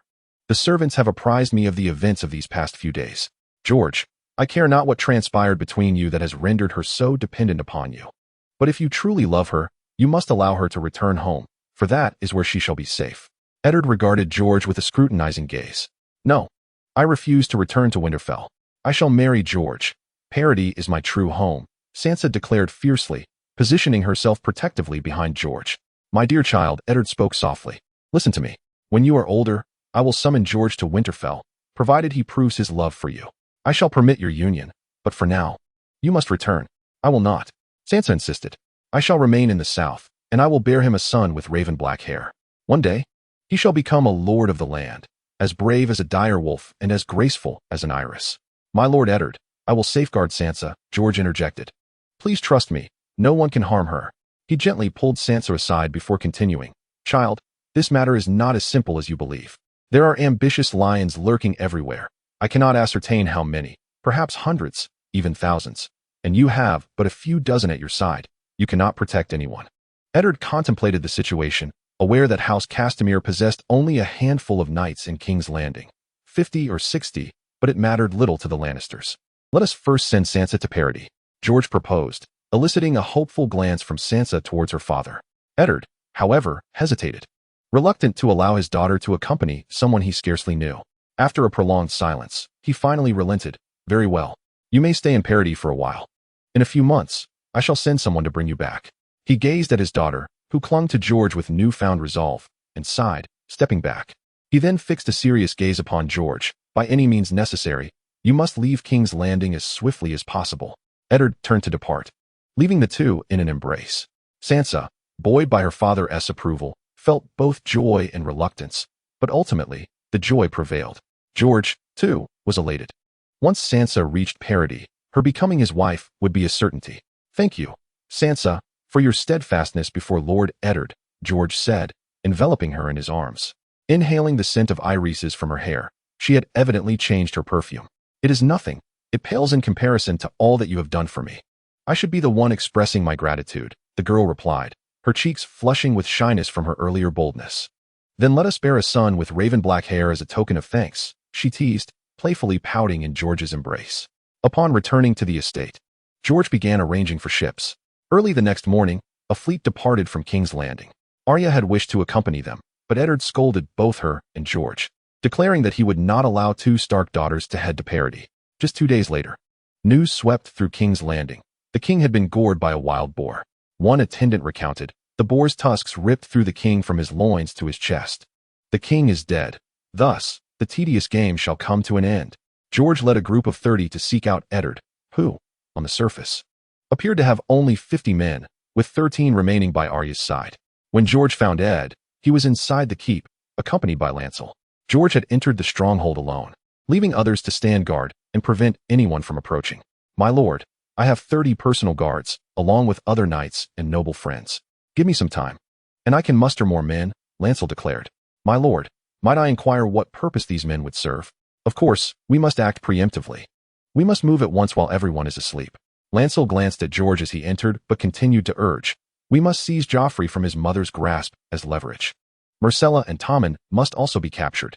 Once we have Cersei's children, she will think twice before making any rash moves. Ed surveyed Lancel coldly. Robert had yet to draw his last breath, and perhaps the gods above might grant him a reprieve. If that were the case, I would convene the council immediately, publicly disclose the will, and discuss matters of succession. I shall not commit murder in his final moments, nor bear the guilt of snatching a frightened child from slumber. Duke Lancel stepped back, his entire being taut as a drawn bowstring. Every second you delay gives Cersei another moment to prepare. Once Robert is dead, it may be too late for both of us, and for Count George as well. It was then that Ed noticed George's presence. He glanced at George and then back at Lancel, saying, Then let us pray that Robert does not die. I find that unlikely, Lancel replied. Sometimes the gods show mercy. The Lannisters do not. Lancel departed, and George surmised he would soon leave King's Landing for Storm's End. You should heed his counsel and capture those 3 bastards, George remarked, observing Lancel's retreat and Ed's continued stillness. This concerns the future king. Ed appeared reluctant to apprehend the children. He disregarded George's comment and pondered alone for a while. George wondered if Ed's mind could engage in such complex thoughts. Fetch Peter, Ed instructed a servant. If he isn't in his chambers, search every inn and brothel in King's Landing. It matters not how many men you take, he must be found before dawn. Ed then directed another servant to arrange a ship to send Arya home the following evening, also requesting that the servant make a stop at Dragonstone to deliver a letter. The Lannisters should be managed by the future king. After Ed had organized everything, George heard him say, When Stannis' army arrives, he can come as he pleases. But what if before Stannis arrives? George scoffed. You expect Peter to defend King's Landing from the lions? George was perplexed as to why Ed would trust a man who had once pursued his wife, Catelyn, especially one who had failed in his endeavor and had left his sister-in-law with child out of wedlock. Were he in Ed's position, George would never trust a man who had sought Sansa, let alone one who had led Arya to a similar fate. George was baffled by the contents of Ed's mind. And Stannis as king? George continued, stating that no one in the realm held him in high regard. Parody and Dragonstone were merely separated by a strait. and I have heard numerous amusing anecdotes about him. This is not your concern. Eddard fixed his gaze upon George, insisting that he should return to Parody and spend quality time with Sansa. With that, he departed. George, feeling both frustrated and angered, devised a plan to rescue Eddard, enabling him to withstand the Lannisters in the north. Meanwhile, he would eliminate both Renly and Stannis in their struggle for the throne, subsequently marrying Sansa and ascending to power. With Sansa by his side and both Baratheons eliminated, even Eddard's lack of support would not incite opposition. If Eddard remained neutral, neither the Riverlands nor the Vale would oppose him, leaving only the Reach to contend with. George harbored no apprehensions regarding the Reach, despite it being the most populous and affluent region in the Seven Kingdoms, boasting nearly 12 million inhabitants. The nobility of the Reach resembled a disorganized mass. As long as George did not encroach upon their territories, they would not exert themselves, likely dispatching only a handful of their men, resulting in approximately 100,000 soldiers from Highgarden. In contrast, Parody possessed a professional army numbering in the thousands, with every male vassal undergoing training in their youth. If he could assemble them as a cohesive unit from their formative years and provide a few months of additional training, they would emerge as elite soldiers, capable of withstanding the forces of Highgarden. Fortunately, George had never held any expectations of Eddard. Chapter 14, Knights Charge. Upon returning to his estate, George made his final preparations for the following day. He understood that Eddard had failed to seize the opportunity to control the Queen's faction today, but tomorrow, Cersei would not squander her chance. She would strike hard, reminding him that in this game of power, only the victors deserve to survive. Today, we successfully smuggled in 50 more individuals, reported Hogwood from the second-floor chamber. Over the recent days, we have managed to bring in 500 people without alerting anyone. Along with the soldiers already in King's Landing, we now have a total of 600 soldiers and knights within the city. 100 of them are stationed near the Red Keep, close to the Hand's Tower, while the remaining 500 are in the surrounding residences of the estate. Hogwood continued. Of these 600, 300 are fully armored cavalry, their steeds clad in chain mail, with vital areas protected by plate armor. The other 300 comprise spear cavalry, equipped with plate armor only in critical areas, and their mounts are similarly adorned with chain mail. What of the forces outside the city? George inquired. 3,000 troops are prepared, waiting at the Kingsguard, Hogwood replied. How reliable is our intelligence on the enemy's strength? George asked, moving to the window with his teacup. If, as you suggest, the city's garrison is deemed untrustworthy, then the enemy comprises 3,000, with 2,000 being garrison troops, and the remaining 1,000 consisting of Lannister soldiers and the Queen's recruited free riders and mercenary knights. That suffices. We have been in King's Landing for several days now. It is time to depart. As George gazed out into the tranquil night, the atmosphere was unusually serene. Even the insects seemed silenced by the ambience of the city. Let the two stags contend for now. The following day arrived swiftly, shrouded in a somber dawn, with the clouds in the sky bearing an oppressive weight. George and the knights within the estate donned their armor early, believing that preparation was prudent. As the sun barely peaked above the horizon, a sentry assigned to watch over Prime Minister Tar reported that the Prime Minister had been summoned to the main fortress, which was now surrounded by golden and crimson robes. Assemble the troops, George commanded, gripping Hogwood's shoulder. Upon receiving his orders, Hogwood departed the estate. Shortly thereafter, the sound of steel shoes striking the ground reverberated through the surrounding estates, accompanied by the shouts of soldiers assembling and the neighing of horses. George was clad in specially designed full-plate armor, with only a few slits for breathing and vision at the nose and eyes. The breastplate, forged from Valyrian steel, was impervious to damage, while the surface of the armor was infused with pigments through a unique process, creating a golden pattern. Beneath, he wore finely crafted chainmail and a layer of supple leather. A blue cloak adorned with golden irises draped from his shoulders, while others donned similar blue cloaks for better identification. Onward, George led the dozen or so individuals from the estate into the streets. The knights formed a V formation as they rode down the thoroughfare, with other ready knights from the adjacent estates joining their ranks, ultimately creating a torrent of steel surging toward the Red Keep. Just before they reached the castle, 200 adversaries suddenly appeared ahead. These were likely sent to apprehend him. After all, he had recently driven Jaime Lannister away, and Cersei would undoubtedly seek retribution. The golden-robed soldiers were unprepared for the cavalry charging toward them and quickly ordered their spearmen to form a defensive line. Prepare the javelins, Hogwood commanded. Fire. The javelin cavalry disrupted the enemy's incomplete formation. Seizing the opportunity, George led the other knights, brandishing their lances as they surged forward. A lance struck a golden-robed soldier from 5 or 6 meters away, piercing his armor with lethal precision. Continuing onward, they cast aside the lifeless body and pressed forward with their assault. After advancing 500 meters, the warriors halted, the ground littered with fallen foes.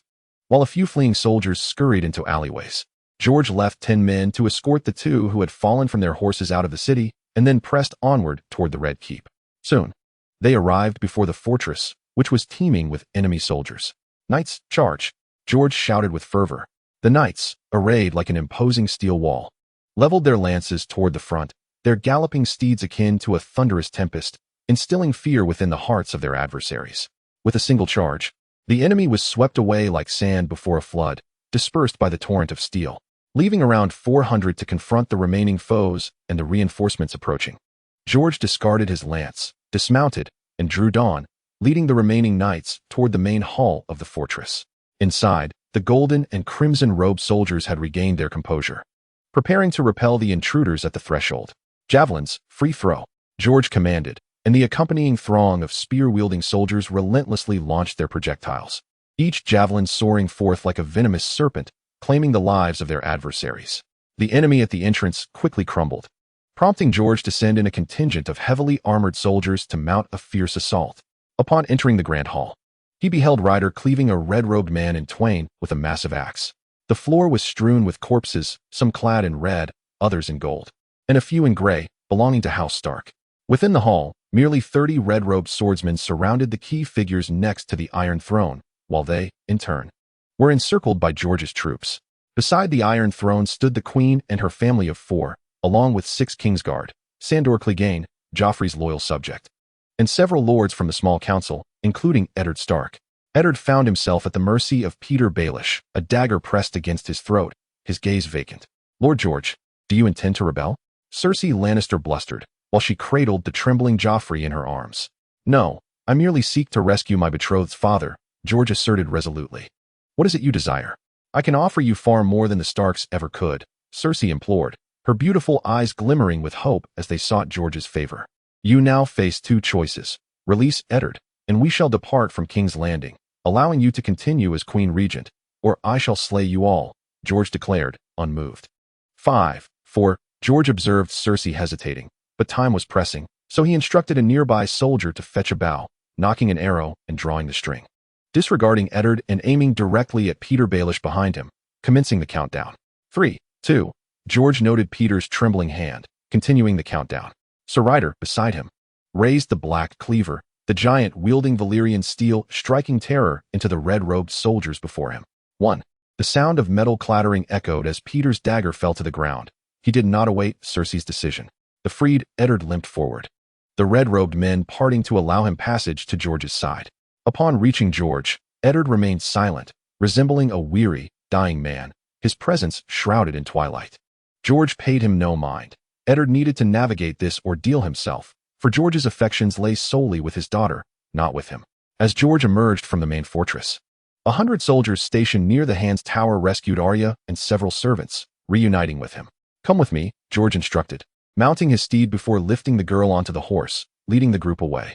Upon reaching the Red Keep's exterior, George beheld the multitude of red and gold-robed figures. A chaotic throng, yet they were thrown into disarray by the 400 cavalrymen he had left outside, incapable of forming ranks. Consequently, the group encountered no significant opposition as they departed through the western gate of King's Landing. Once outside the city, they proceeded westward along the banks of the Blackwater, veering southward after crossing a bridge, until they encountered the welcoming force of 3,000 soldiers, at which point George finally breathed a sigh of relief. After a brief respite, the group arrived at the shore, where he arranged for 200 men to escort Ed aboard the vessels moored along the coast of Blackwater Bay, heading north, while he himself took Arya and the others to sail towards Parody. "George, Arya should return to Winterfell with me." Ed seemed to remember how to articulate his thoughts only upon their separation. "The north is far too perilous. The little girl cannot accompany you back. The north is safeguarded by thousands of soldiers. It is here, too close to King's Landing, that poses the real danger. Our concern should be King's Landing, not Parody." George disregarded Ed's counsel and had him escorted onto the ship. Standing on the shore, a gust of wind swept in from the sea, causing his blue cloak to billow gracefully. Chapter 15. Guests of Parody, the fleet sailed across the sea for 3 days, and that evening, George beheld distant lights on the horizon. These were the lights of a lighthouse perched upon a solitary island in the northern harbor of Parody, guiding merchant vessels and fishermen navigating to and from the port. Beyond the lighthouse lay 3 docks. The leftmost dock, modest in size, catered to fishing boats, where vessels of varying dimensions were moored, some merely accommodating a handful of crew for inshore fishing, while others extended up to 30 meters in length, capable of netting several tons of fish at a time. The right dock was considerably larger, hosting over 200 two-masted or three-masted ships, many of which hailed from various ports in Westeros, though a greater number originated from the free cities of the eastern continent. Numerous families resided near this dock, earning their livelihood by transporting goods. During the day, they would unload raw materials and gold from the ships, only to return with textiles and soap. Of course, George and his party proceeded to the central dock, reserved exclusively for the warships of Parody. As their vessel approached the shore, the formidable crossbows flanking the warships and the catapult positioned at the front came into clear view. These ships were instrumental in safeguarding the waters surrounding their territory from piracy. Upon disembarking, a cart was pulled from a small shed, similar to those found in King's Landing, albeit in a different hue, with a dozen more of the same type scattered throughout the city. George, accompanied by Arya, boarded the cart and set off towards the northern city gate under the watchful protection of the knights. He observed Arya, upon entering the cart, gaping in astonishment, rendered speechless. Or perhaps she had lost her voice entirely since catching her first glimpse of the Parody docks from the harbor. As they passed through the northern city gate, a vibrant scene unfolded on either side. Inns predominated, accompanied by slightly smaller residences, and the Castellian family's grand trading post for bulk commodities. This area was teeming with merchants, mercenaries, and cooks, who primarily traversed between the southern district and the harbor. After traversing 4 more miles, the foot traffic diminished slightly, and the buildings grew considerably larger, with intricate carvings beginning to adorn the outer walls, as this district was home to skilled tradesmen such as blacksmiths, carpenters, and tailors. At this moment, they had all returned home after a day's labor. By daylight, they would venture to the blacksmith shops or various other establishments along the side roads to toil once more. The horse-drawn carriage traveled 2 miles to the heart of the city, where, to the left, stood a magnificent courthouse, approximately 60 meters wide and 200 meters long. This expanse housed a central courtroom and several smaller ones, adjudicating both minor disputes and criminal cases arising within the city. To the right lay a grand cathedral, which George found strikingly reminiscent of the Milan Cathedral of his past life, nearly identical in size, though instead of Christ, it was dedicated to the 7 gods. Beyond the cathedral and the courthouse, the residences of the wealthy and nobility could be seen, and from afar, the lights of the iris flower castle's twin walls and towering keep glimmered in the distance. As they approached the castle, George's heart quickened with anticipation. Upon entering the castle, to the right were ancillary buildings housing the armory, blacksmith, and quarters for the servants. The left side was bordered by a wall with numerous grand gates. The carriage swiftly passed through the first gate and into the left section, which included the main keep and gardens. As the group disembarked, George spotted Sansa waiting at the entrance of the keep. She too had seen him, and with a smile, she lifted her skirts and ran toward him. The girl's radiant smile was akin to the morning sun illuminating blooming flowers, warm and bright. Her lips curled into a smile, revealing a row of pristine teeth, her eyes sparkling like stars. Lifting her skirts was like a butterfly unfurling its wings to soar through the beautiful garden, enchanting George and transforming the surrounding night into a dawn of splendor. "Sansa!" George exclaimed, opening his arms to welcome the approaching girl. He lifted her joyfully and twirled her around before setting her down, allowing her to lean against his chest. Everything felt so beautiful. The world had transcended mere power struggles, acquiring deeper significance. "I arrived yesterday morning, and after leaving you, the sunlight felt devoid of warmth, and the gentle breeze lost its tenderness. I miss you so much. Even after just a few days apart, I dare say I have never thought of anyone in such a manner," Sansa murmured softly. "I despise my own inadequacies," she confessed, recalling the lessons of the nuns who taught that a worthy lady should support her husband. A moment of uncertainty washed over her, fearing George might scorn her naivety. "But I know nothing, only able to stand by and watch you face dangers in that realm." "No, Sansa, do not speak of yourself in such a way. You are a messenger of youth in this world, the most beautiful thing that exists. Just the thought of you in the castle gives me the courage to face anything." George reassured her, urging her not to belittle herself. He then embraced her, whispering sweet nothings until Arya, unable to contain herself any longer, interrupted, prompting George to release Sansa. Arya's mischief elicited an annoyed glare from her sister, but the younger girl was unperturbed, returning the look with a cheeky grin. "I shall take you to your room," George said, refusing to let their playful banter continue as the darkness deepened. He needed to return to his quarters to freshen up, dine, and rest. "Hasten your ablutions, for we must descend shortly for dinner." George led the two sisters to the third floor, instructing Arya accordingly. Sansa's chamber had been arranged by the servants next to George's, and he had also placed Arya in the adjacent room for ease of care. Moreover, having the sisters reside nearby would allow them the opportunity for companionship. As this place remained rather unfamiliar to them, he was concerned they might feel isolated. When George finished his bath and entered the small dining room on the third floor, he found Sansa elegantly seated at the head of the table. The dining area boasted a long table measuring 3 meters by 1 meter, equipped with only 6 seats. It had previously been solely occupied by George. Formal feasts with vassals were typically held in the grand hall on the ground floor.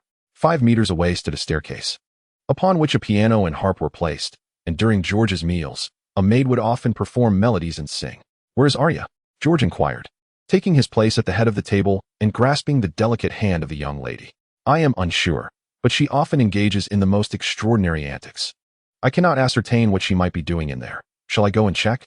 Sansa promptly made her way to her sister's room. As the maids presented the dishes upon the table, Arya finally emerged, clinging to her sister. "You won't believe it. The bathwater is fragrant. I have never encountered such in King's Landing or Winterfell. Back then, I would merely toss in a few flowers, but here it seems they use perfume. And the bath and shampoo products are so intriguing. Are they performing, George?" she asked upon hearing the sound of the maid's music. "I thought performances were reserved for feasts." Arya gazed around, her curiosity piqued by her surroundings. Her sister reminded her that such behavior was unbecoming, to which Arya retorted that she had no desire to conform to the standards of a lady. "If you wish to see a performance, simply instruct the servants. The castle boasts an orchestra of 50 and a dance troupe of the same number." George found the pre-adolescent girl quite amusing. "These maids specialize in the style I enjoy. If it does not please you, there is a grand opera house in the city, just west of the cathedral, with a variety of styles that I believe you would appreciate." Upon hearing of the city's offerings, Arya's eyes sparkled with excitement, and George surmised she would not remain composed. Chapter 16. Hosting a feast. The morning sun crept through the window, casting light upon George's bed. Everything during these days in King's Landing unfolded according to George's design, which instilled within him a sense of fortune. However, with Sansa's arrival at Parody came a new dilemma. This pertained to the 5 pregnant maids from before their journey to King's Landing, who, by George's calculations, were due to give birth in approximately 4 months. Initially, precautions had been taken against unforeseen circumstances, yet now, he had returned safely, accompanied by his future bride. He was uncertain how to address the situation concerning the children and their mothers. If they were to be girls, the matter could be more easily managed, as they would not pose a threat to Sansa's future offspring's status, granting George confidence in her eventual acceptance. However, concerning the boys, George was uncertain how Sansa would perceive them. Would she detest them as fervently as her mother loathed Jon? Nevertheless, they were still his children. Although George would make an effort to heed Sansa's opinions, he would not adhere to them entirely. Moreover, despite his genuine affection for Sansa, she was still quite young, on the cusp of turning 12, with her first menstruation yet to arrive, making it impossible for him to engage with her in such a manner, at least for another 2 or 3 years. Simultaneously, he could not endure a life of celibacy for such an extended period. Thus, in the future, the existence of mistresses and illegitimate offspring was inevitable. For the sake of a blissful future, George believed it essential for Sansa to accept this reality, and he felt confident in his ability to convey this to her. After all, in her worldview, even his father, a man of great gravity, had illegitimate children. Surely she could accept that her future husband might as well. As long as he ensured that their future progeny would inherit Parody, all would be well. That morning, after a few of them had finished breakfast, George first sent away Arya, who was laughing and playing, instructing her to entertain herself. He then took Sansa to the sitting room on the 3rd floor. Upon seeing her radiant smile, likely a result of the joy of being able to court her beloved, George felt a twinge of guilt. Yet, he quickly reminded himself that having ascended to the status of a grand noble in this world, he must not deny himself. From the outset, he had never envisioned himself as a monogamous individual. "Sansa, I have something to disclose to you, a matter that may cause you distress. I regret that I must do this. You should not be kept in the dark," George said as he embraced Sansa, bracing himself for a potential outburst. I have several mistresses and 5 illegitimate children at the castle of Iris. Sansa froze, momentarily at a loss for words. She gazed into George's eyes, seeking the truth behind his words. This jest was hardly amusing. She felt he was mocking her. George remained silent, simply holding her gaze and solemnly nodding. With that nod, the flicker of hope within her heart shattered. She released the embrace she had around George and leaned against him, motionless, her eyes beginning to mist over, tears wetting his chest. No, this cannot be true, can it, George? You must be deceiving me. This is merely a jest. Please, stop speaking of such things. I dislike it immensely. She clung to him once more, lifting her gaze. Realizing he could not further distress her, George held her tightly, kissing her and gently biting her lip until she could scarcely breathe, slowly soothing the young girl. After all, Sansa was merely on the brink of her 12th year, and George soon calmed her. Although Sansa did not wish for her husband to have mistresses and illegitimate children, the situation was now set in motion.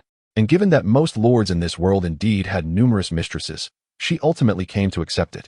In a couple of days, when you turn 12, I shall hold a grand banquet at the castle to announce to everyone that you, Sansa Stark, are my fiancé, George Castilla. Observing her acceptance, George resolved to offer her some form of compensation. Moreover, I assure you that in the future, both Parody and the family fleet will be inherited by our children, who shall be revered by the masses and receive the allegiance of their subjects. As for the other children, I shall grant them a small village to serve as knights, to protect our offspring and drive away our adversaries. As George spoke, Sansa soon squinted her eyes, forgetting the earlier unpleasantness and immersing herself in visions of the future.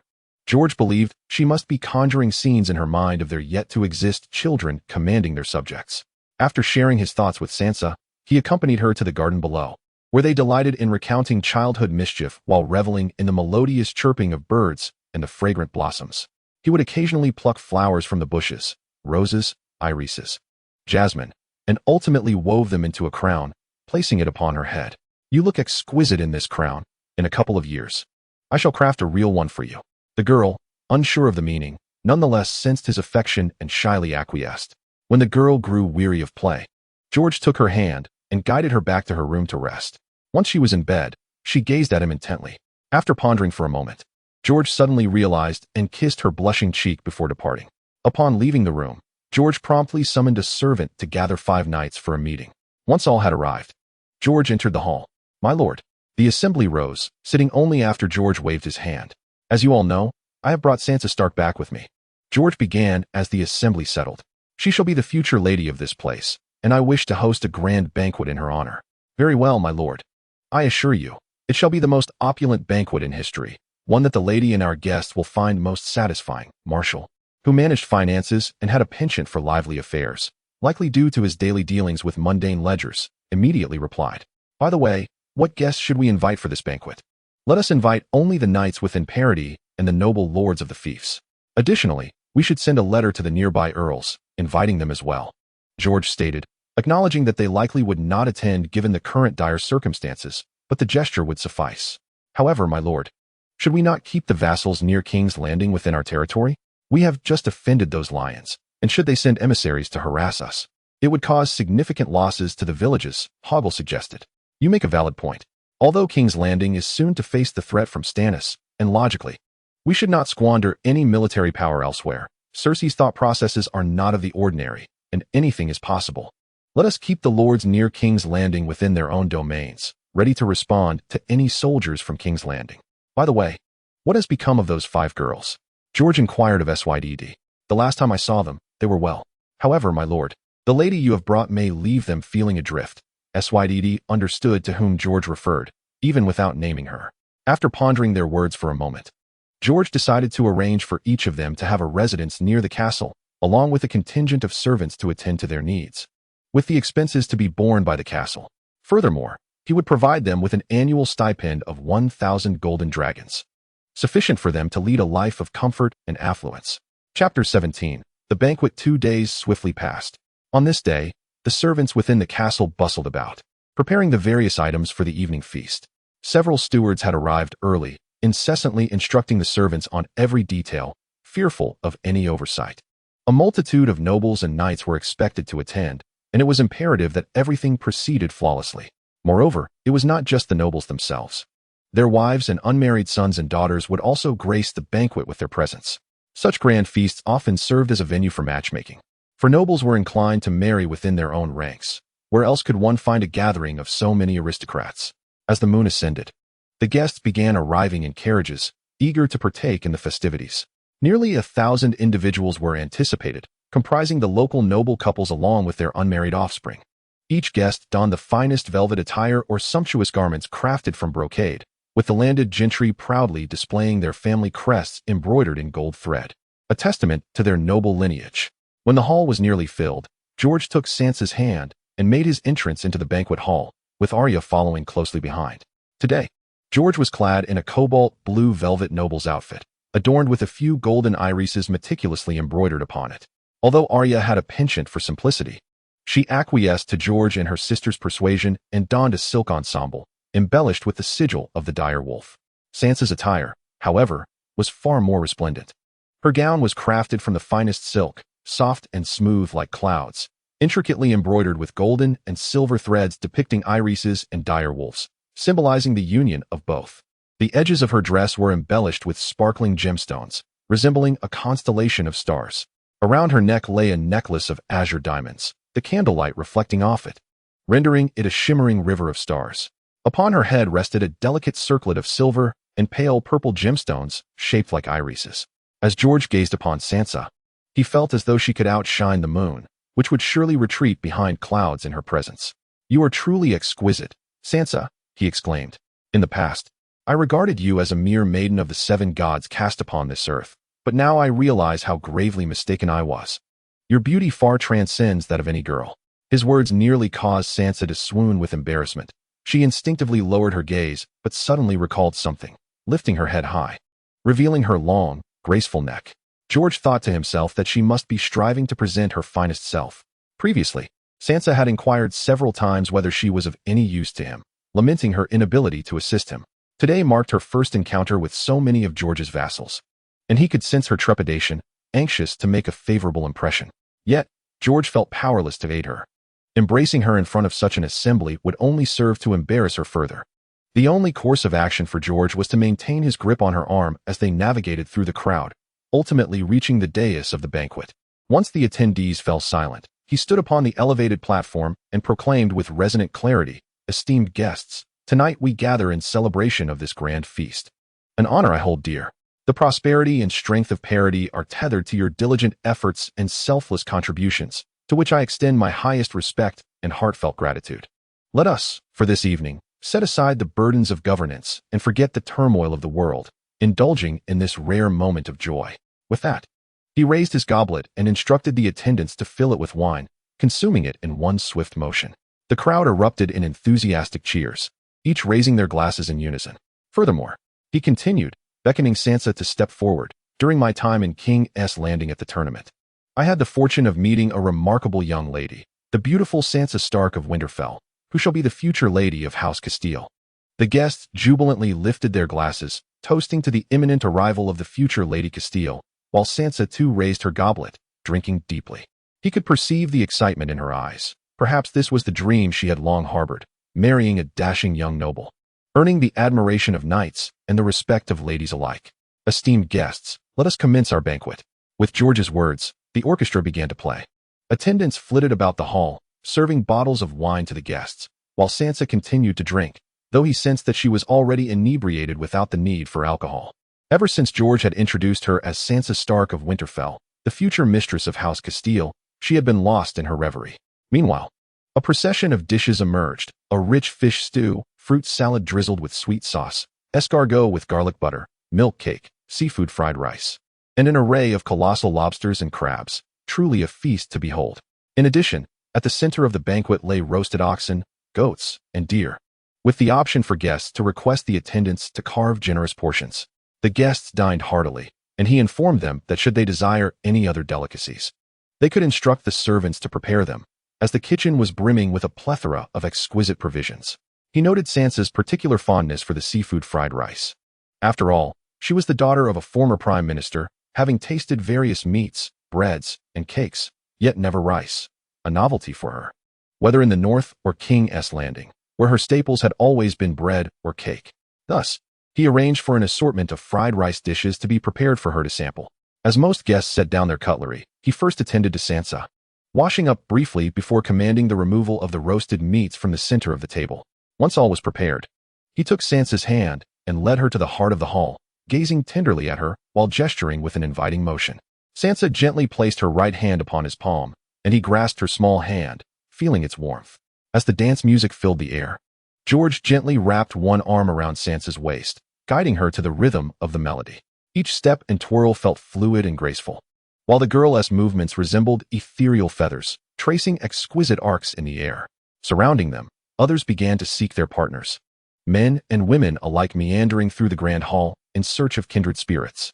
Before long, those who had found their companions began to follow the joyful cadence of the music, their laughter and merriment expressing the beauty of the world through their dance. The ball continued for what seemed like an eternity. George lost track of time. After dancing a couple of waltzes, he and the semi-drunken Sansa retreated from the hall to the upper floor, leaving the festivities to the guests. It was evident that by the time the guests departed, the moon had already journeyed to the western sky. One could only ponder how many true loves or alliances this soiree might have birthed. Chapter 18. Assemble the army. Awakening with a throbbing head, George winced. The previous night's indulgence left his throat parched and his mind clouded with a delicate dizziness. After a struggle to rise from bed, he dragged himself to the dining table, where a considerate servant had prepared breakfast, a simple millet porridge accompanied by several cups of warm milk. After washing up with the utensils brought by the maids, he finally began to eat. Just as George took his first bite, the maidens on the staircase commenced their daily performance, but to the hungover George, the once enchanting melodies were now mere cacophony. "Cease the music," he commanded, halting their performance and dismissing them. He felt the need to clear his mind. Thus, as he consumed his light breakfast, he stared vacantly at the expansive dining hall. And after a considerable time, he managed to regain his composure. He mused that he might not be able to indulge in such reckless drinking for quite some time. Blueleaf had departed King's Landing on the same day as he, and it was likely that he was nearing the Eyrie. Upon arrival, he would ally with House Tully, rallying a force of 100,000, then declare himself king. Dragonstone lay merely a day or two's journey from King's Landing. Stannis had likely already received word and sent out his summons. The north was too far away. It would take Eddard 3 weeks to return there. Meanwhile, the Westerlands and the Riverlands were embroiled in a fierce struggle. Yet, it would be more accurate to say that the Riverlands were currently being crushed by Jaime Lannister, leading nearly 30,000 troops from the Westerlands, as one might a child. The Riverlands were rife with ambitious souls, and without a glimmer of victory to entice them. It would be futile to expect their mobilization.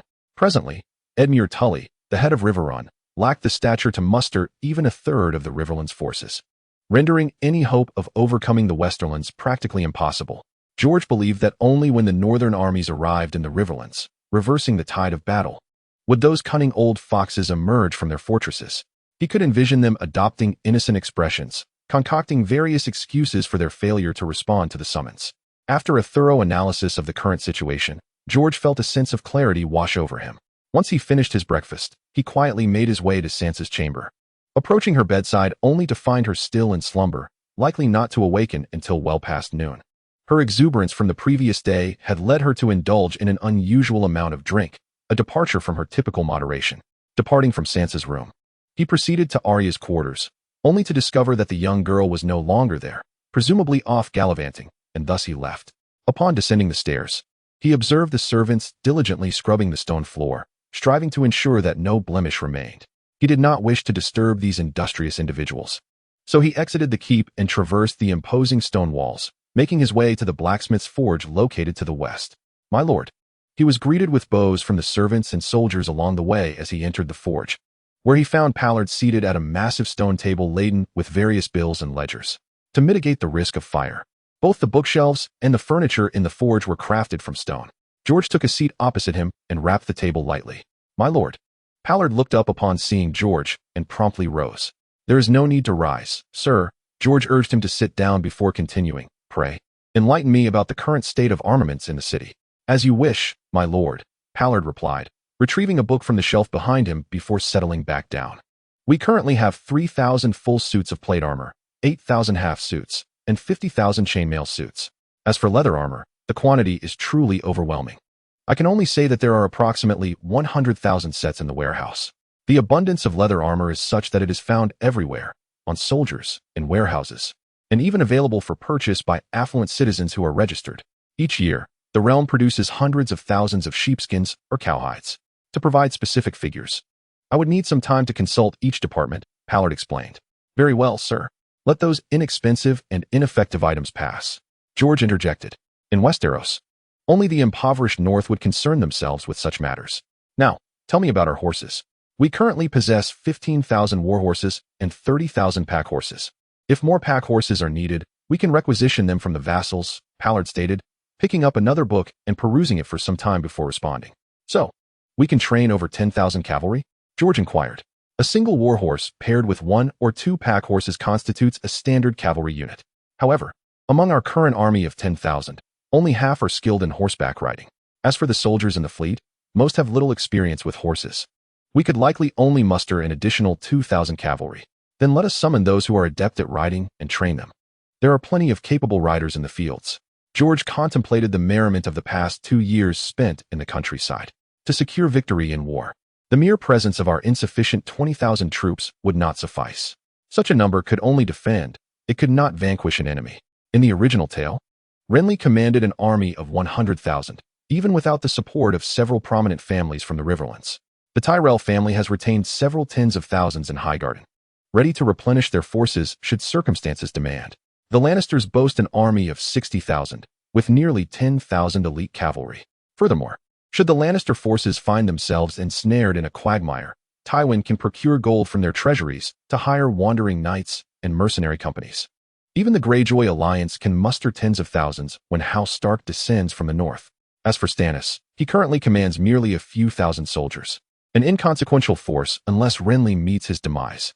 George harbored aspirations of acquiring greater power and land in the days to come, necessitating the recruitment of at least 50,000 additional soldiers. With this thought, George prepared to leave the blacksmith shop to seek out Hoged, who oversees military matters. Oh, my lord, Parody suddenly called out to him. Tormally, the master blacksmith who can forge Valyrian steel and create full plate armor, has recently made a remarkable discovery. What is it? It is indeed a shocking revelation. Tormally claims that through months of study, he has found that the probability of a lance charge penetrating plate armor is merely 2%, and only 8% can leave a dent. Parody exclaimed, his excitement palpable. It's hard to believe, I assent it. For so long, the lance charge has been a nightmare for all, yet now there exists a means to withstand it. George recognized the prowess of such armor, but was unaware of its capability to counter a lance charge. 90% of lance charges cannot even leave a mark on this armor. Tormally further suggested that there is no need to equip knights clad in full plate with chainmail. A simple layer of leather armor to separate the body from steel suffices. For if a lance were to penetrate the plate armor directly, adding a layer of chainmail would be futile. Parody continued to elaborate. After absorbing this information, George promptly dispatched messengers to inform Hoged and the vassals who had attended the banquet the previous night to gather at the keep. He then met with Tormally, and after the latter's explanations and demonstrations alongside other masters, George departed the blacksmith's shop, convinced of the validity of this discovery.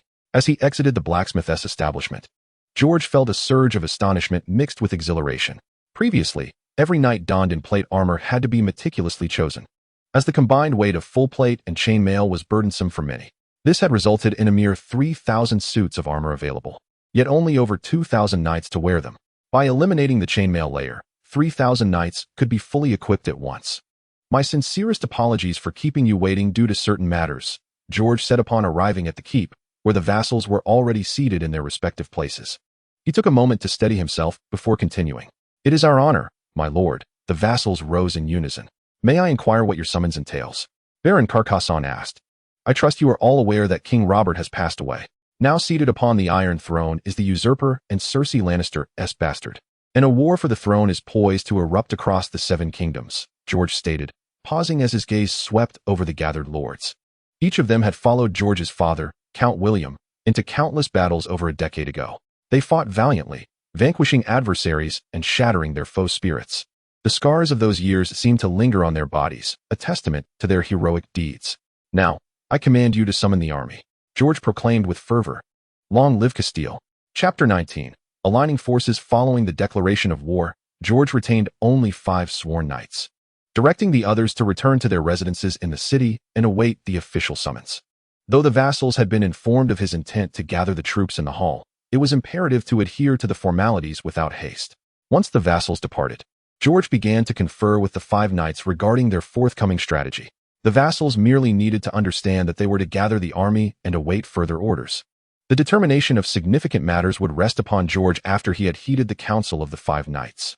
The general was responsible for warfare, while the marshal was in charge of strategy. Only through this division of responsibilities could they ensure the events unfolded as envisioned.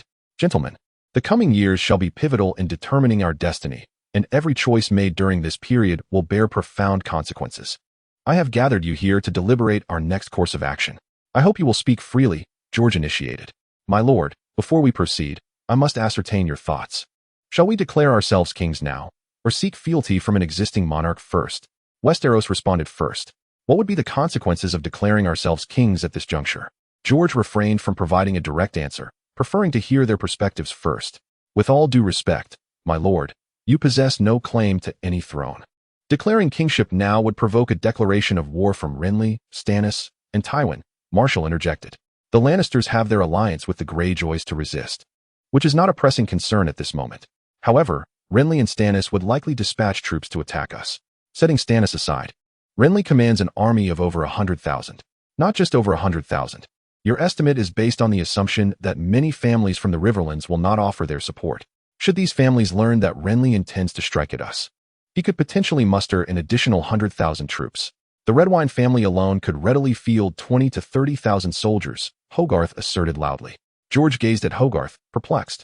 Understanding the inquiry in George's eyes, Hogarth quickly clarified, my lord. You may recall that Count William accumulated a fortune of 1,000,000 golden dragons from the nobility of the Riverlands. However, such wealth was not acquired without great cost. Each coin represents the tears and blood of those families. Furthermore, with the rise of the Parody fleet, we have seized a considerable portion of the Redwine family's trade, and they are likely contemplating vengeance against us. If given the chance, they will not hesitate to retaliate. I see I have underestimated the situation, George reflected after a moment of contemplation. Although he had not previously considered an immediate declaration of kingship, he now recognized that doing so would invite the wrath of the Baratheon brothers, potentially costing them numerous soldiers.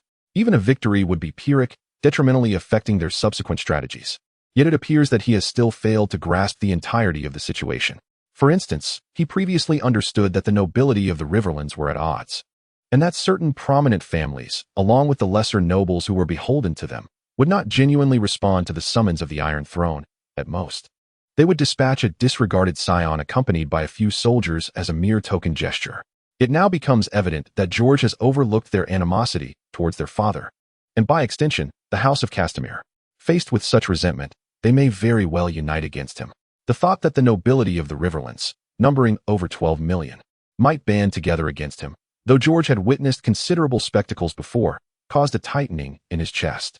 He should have anticipated that acquiring 1,000,000 golden dragons would not be a simple feat. The Riverlands are not the impoverished north, especially as they are at the tail end of a long summer, with each household's granaries brimming with grain. For the affluent Riverlands, a conscription rate exceeding 2% is a straightforward affair, though he remains uncertain as to what the upper limit might be. In truth, there is no need for excessive concern. While many harbor a deep-seated hatred for our family, they are predominantly situated in the eastern Riverlands. The families in the west, such as House Hightower, do not share such profound enmity towards us. Westdell, noticing his prolonged silence, offered some comfort. Furthermore, as long as we do not proclaim ourselves kings, they will have no opportunity to act against us, for Lancel is unlikely to consent. After all, our military strength is considerable. Even if they were to march an army of 200,000 against us, it would result in mutual devastation at worst. I am immensely grateful for your counsel, my lord. It will greatly aid in the matters that lie ahead. George could not help but take a sip of water, pausing for a considerable duration before continuing. If claiming kingship is not feasible, then whom should we regard as king? The room fell into contemplative silence. The vast hall now so quiet that even the faintest sounds of insects were distinctly audible. None of us need to pledge fealty. It was Westdell who spoke again, asserting that as long as we remain powerful, any king would seek to win us over. Given this, why not wait? Moreover, if you were to declare your allegiance to a particular king and subsequently overthrow him to ascend the Iron Throne yourself, such actions would likely tarnish your reputation. After a long silence, Hogwood finally voiced his thoughts. George generally found himself in agreement with Hogwood. For the adage of a king's word is his bond has stood the test of time. In light of this, let us proceed with a strategy of defensive fortification, Sir Hogwood. George turned to Hoggle. I hereby command you to take half of the soldiers we are to conscript, along with the troops of our vassals, to guard the western front and ensure that the enemy's forces do not breach our lands. After issuing his orders to Hoggle, George pondered for a moment before addressing Hogwood again. Sir Hogwood, I command you to lead 10,000 conscripted soldiers, along with 1,000 knights in half-plate armor, to safeguard the West. George recalled from the original narrative that Stannis, due to the insufficient number of troops on Dragonstone, had recruited mercenaries and pirates from the eastern continent to fight for him. These individuals are unlikely to adhere to the rigors of disciplined warfare, and occasional acts of pillaging would not be surprising. As for these pirates, our family had previously dispatched several small fleets to patrol the waters, and naturally, we held no fear of them. However, with the outbreak of war, dispersing the fleet too widely would pose a significant danger. Thus, this patrol will soon conclude. In order to safeguard the coastal villages from plunder, it is inevitable to send some soldiers there. After the meeting, George ascended to the third floor and began drafting a summons letter. To Baron John Berghausen, as your liege lord, I pen this letter to convey an urgent and significant message.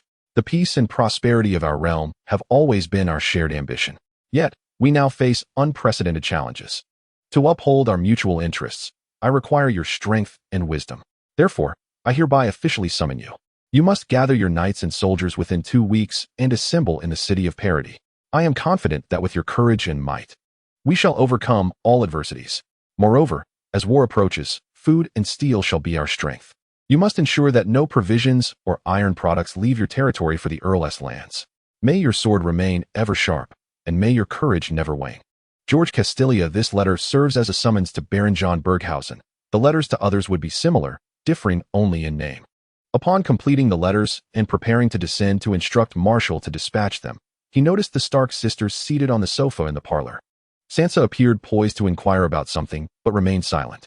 George first handed the letters to Marshall, then returned to the sitting room on the 3rd floor. He approached and gently cupped Sansa's face with his right hand. My dear, feel free to ask whatever you wish. There is no need for excessive concealment between us. George, may I inquire about what transpired downstairs? I seem to hear many voices chanting Long Live Castilla, Sansa remarked, her voice tentative. If it is inconvenient, you need not share. But you are my fiancée. You are entitled to know everything. The reason for the uproar was that I commanded the vassals to muster the troops, George replied, caressing her face. Muster the troops? Are you preparing to confront the Lannisters? Arya interjected, leaping in front of George with urgency. That is splendid. May I have the chance to kick the queen's behind? I detest her, especially after what she did to Lady. Upon hearing Lady's name, Sansa could not help but gaze at George with her striking eyes. Lady was her wolf. Now is not the time, George shook his head. Perhaps in a year's time, I will bring Cersei before you, and then you may kick her as you please. Chapter 20. Banners in the sky. As summons letters were delivered to the vassals, that afternoon they hurriedly departed Parody with their families. Unlike the previous summons, this time their departure did not diminish the chatter in the town. Upon returning from her play in the city, Arya informed George that if one were to visit the town now, discussions regarding the summons could be overheard in both affluent and common areas alike. Even the once captivating musicals have failed to capture the attention of the public, with discussions about this very issue echoing through the theater. I suspect that those who now frequent the theater do not come to witness the performances, but rather seek an opportunity to express their views on the war. Arya felt she had discerned the truth and joyfully conveyed her thoughts to George, like a child seeking praise, which, given her age, she indeed was. Well done, Arya. Thank you for sharing this with me, my little informant, George said, adopting a mock-serious posture. This remark delighted the girl, and she cheerfully promised to continue reporting the happenings of the town to him. George merely smiled, dismissing her enthusiasm. Unexpectedly, the following day, during dinner, she reported again. I went to the cathedral today. George first swallowed his food and took a sip of tea before smiling at her and asking, and then? Did you hear that the people in the cathedral weren't praying earnestly, but rather secretly discussing the war before the Seven? Their dialogue left Sansa quite perplexed. George noticed her glance towards her sister, and then her puzzled look directed at him, finding her innocent confusion endearing. No, you guessed wrong. When I first arrived, I thought they would be discussing such matters, but I found that they did not. When I was there, I saw them all praying very earnestly, Arya replied, then tilted her head towards the ceiling, striving to appear contemplative. Oh, and I asked 2 women. One was a middle-aged lady wearing a scarf, dressed in a lovely gown with lace. The other was also a woman, but her dress had no lace, and she wasn't wearing a scarf. The one with the scarf said she was there to ask the gods to bless her child with success. The one without the scarf said she hoped the gods would not let her child be harmed. Not be harmed. George felt a twinge of sorrow upon hearing the heartfelt prayer of the mother, the exquisite delicacies in his mouth suddenly turning as hard as wax. Yet, this melancholy was fleeting, as he quickly adjusted his mindset. George was acutely aware that in this game of power, failure to emerge victorious meant becoming a casualty. As a lord with dominion over the fates of millions, he never considered himself a good person, nor did he believe he should strive to be one. He could not evade war for the sake of personal survival. Time swiftly passed, and as the morning sun graced the land, a new day dawned. This marked the 4th day since the call to arms had been issued, and from noon onwards, soldiers answering the summons began to arrive intermittently at the gates of Parody. These soldiers hailed from the nearby villages, thus they arrived with relative haste. Upon learning of this news, Sansa was elated, expressing her desire to ascend to the highest point of the castle to watch the soldiers approach. However, she evidently overlooked the fact that Parody was not Winterfell. The distance from the main keep to the eastern and western gates was nearly 4 kilometers, making it impossible to discern the throngs of people with the naked eye. Even from a high vantage point, George had no choice but to console her, saying, "When all the vassals have arrived, I shall take you to see them." At last, she returned to her chamber, uncertain of what to do. It was not until 12 days had passed since the summons that nobles, knights, and soldiers from various regions fully gathered outside the city of Parody. George first allowed the weary soldiers a 2-day respite, and on the 3rd morning, he and Sansa mounted the steeds prepared by their attendants, heading towards the western gate. As George approached the encampment, he perceived the tents scattered across the open grounds like grains of sand. Each tent was adorned with flags, among which were the blue banners of the Castellian family, alongside many other emblazoned standards. These flags adorned the entire camp, numbering in the thousands. Upon entering the encampment, George felt as though the very sky was obscured, perhaps a testament to the sheer number of banners. This sight compelled Sansa to exclaim, "I have never seen so many people. How many soldiers are there here?" "There are 50,000 directly under the Castellian banner, and with the vassals' troops, the total is approximately 70,000, George responded, confessing that it was his first time mustering such a vast army. 70,000. Sansa was momentarily taken aback, rendered silent as she pondered the enormity of such a number, especially when compared to the mere thousands in King's Landing. As they rode between the tents, soldiers, upon recognizing the banners held aloft by the knights behind them, respectfully bowed their heads in salute. George, noticing the soldiers by the roadside, occasionally waved his arm in friendly acknowledgement, offering a few words of praise and encouragement. The soldiers, buoyed by George's support, returned the salutes, visibly excited, seemingly eager for the enemy to arrive so they could serve their lord. Inspired by George's interactions, Sansa began to mimic his gestures, waving and offering words of encouragement to the soldiers as well. When they reached a tent, Sansa spoke again, gazing at the flag above. "This is the white shield with crossed swords of House Carcassonne. Their domain lies on the western bank of the estuary of the Winder River, and their castle is Tulin." She continued, "This flag belongs to House Flanders, with its brown background and starry harp, and this one is the blue Tower Bridge flag of House de Laval." With each new flag they encountered, she accurately recounted the family associated with it, along with their territorial holdings and ancestral strongholds. George felt a swell of pride for her knowledge. Understanding her family's vassals was a requisite for any worthy lady. Today, her performance led George to believe that she would indeed make an excellent mistress. Upon arriving at the largest and most prominent tent in the encampment, the principal vassals, having received advance notice, were already assembled. George exchanged words of encouragement with them, then formally appointed Hogar as the commander in front of all the vassals, instructing them to cooperate with Hogar in organizing the troops for their departure from Parody, heading westward. "This is my army." As the army, now reorganized, commenced its westward march, George gazed upon the lengthy procession with a sense of awe. Knights, infantry, and wagons stretched for miles, resembling a silver ribbon unfurling across the landscape. The western contingent numbered 45,000, destined to first reach the border between the territories of Storm's End and King's Landing, to thwart any potential incursions by the enemy. Simultaneously, they would engage in training, as there remained several months before George's own entry into the fray. He was confident that this interval would suffice for these newly recruited farmers to transform into competent soldiers. By the afternoon, Hogwood also set forth with 10,000 soldiers and 1,000 knights heading eastward. Parody was left with only the original professional soldiers and 10,000 conscripts. We will prevail, won't we, Sansa? George pondered, yearning to inquire of someone, uncertain if he could truly emerge as the ultimate victor. Could he truly vanquish the likes of Renly Baratheon, Tywin Lannister, and Daenerys Targaryen from the east? Chapter 21. The envoy of Baratheon. In the banquet hall of the main castle, an ornate chair graced the dais. This chair, crafted entirely of silver, was adorned with a crimson velvet cushion, its edges embroidered with intricate golden patterns. The back of the chair was intricately designed to resemble intertwining vines, embellished with golden irises, a testament to the lord's status. 2 weeks had elapsed since the army's departure, and just days prior, George had received word that Stannis and Renly intended to send envoys to Parody for a visit.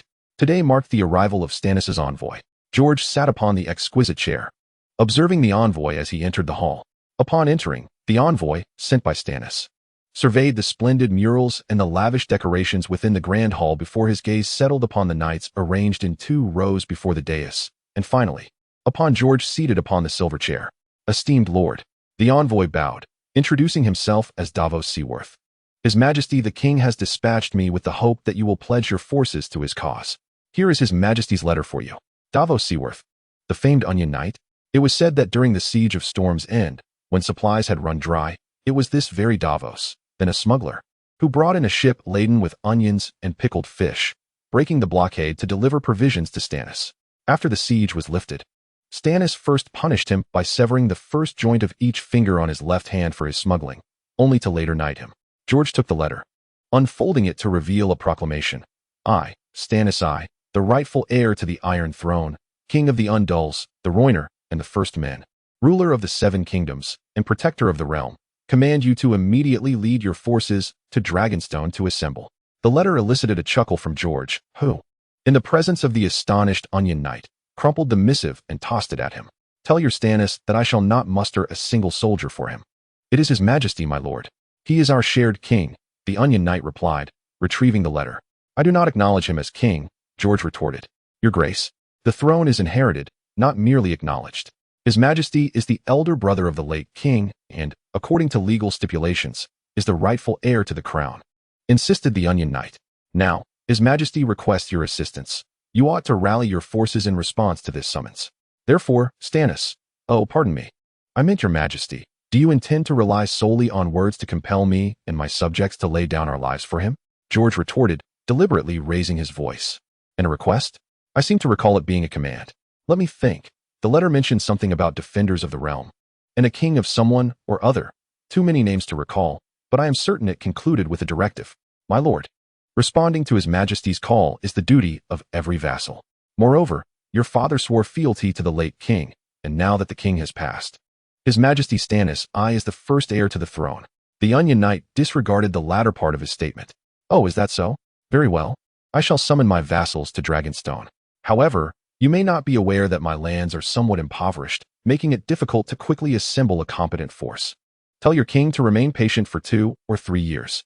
After uttering this, George noticed the Onion Knight staring in awe at the exquisite murals adorning the hall's walls.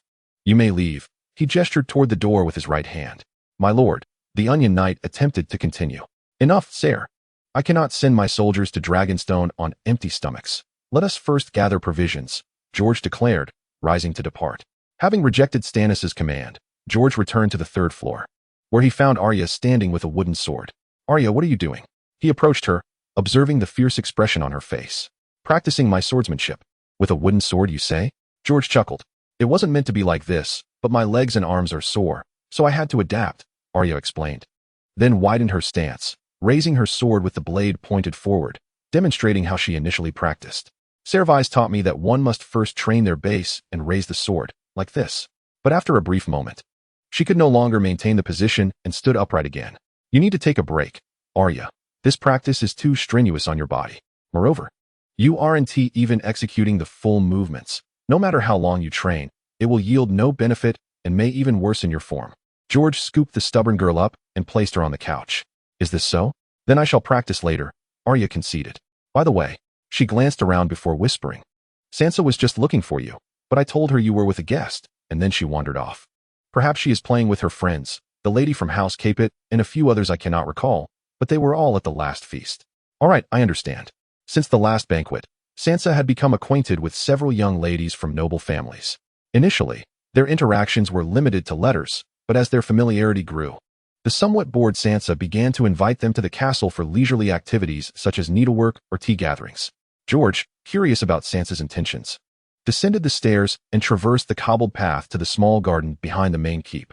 This garden was Sansa's favorite, featuring a meticulously manicured lawn adorned with an array of flowers in shades of pink, blue, and purple. At its center stood a quaint wooden pavilion, complete with a table and 4 chairs. Upon arriving in the garden, George quickly spotted Sansa, who was seated on a chair conversing with the other 3 ladies.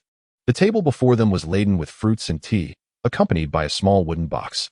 George recognized 2 of the young ladies as Olivia Capet and Annie Berghausen, both around 14 years of age and blessed with their parents' beauty. The ladies' attendants were the first to notice George, promptly bowing in respect. "George, my lord," they exclaimed. "No need for formalities. Please have a seat," George replied, encouraging the 3 young ladies to feel at ease before turning to Sansa. "I heard you wished to speak with me." Before Sansa could respond, her friends exchanged knowing smiles.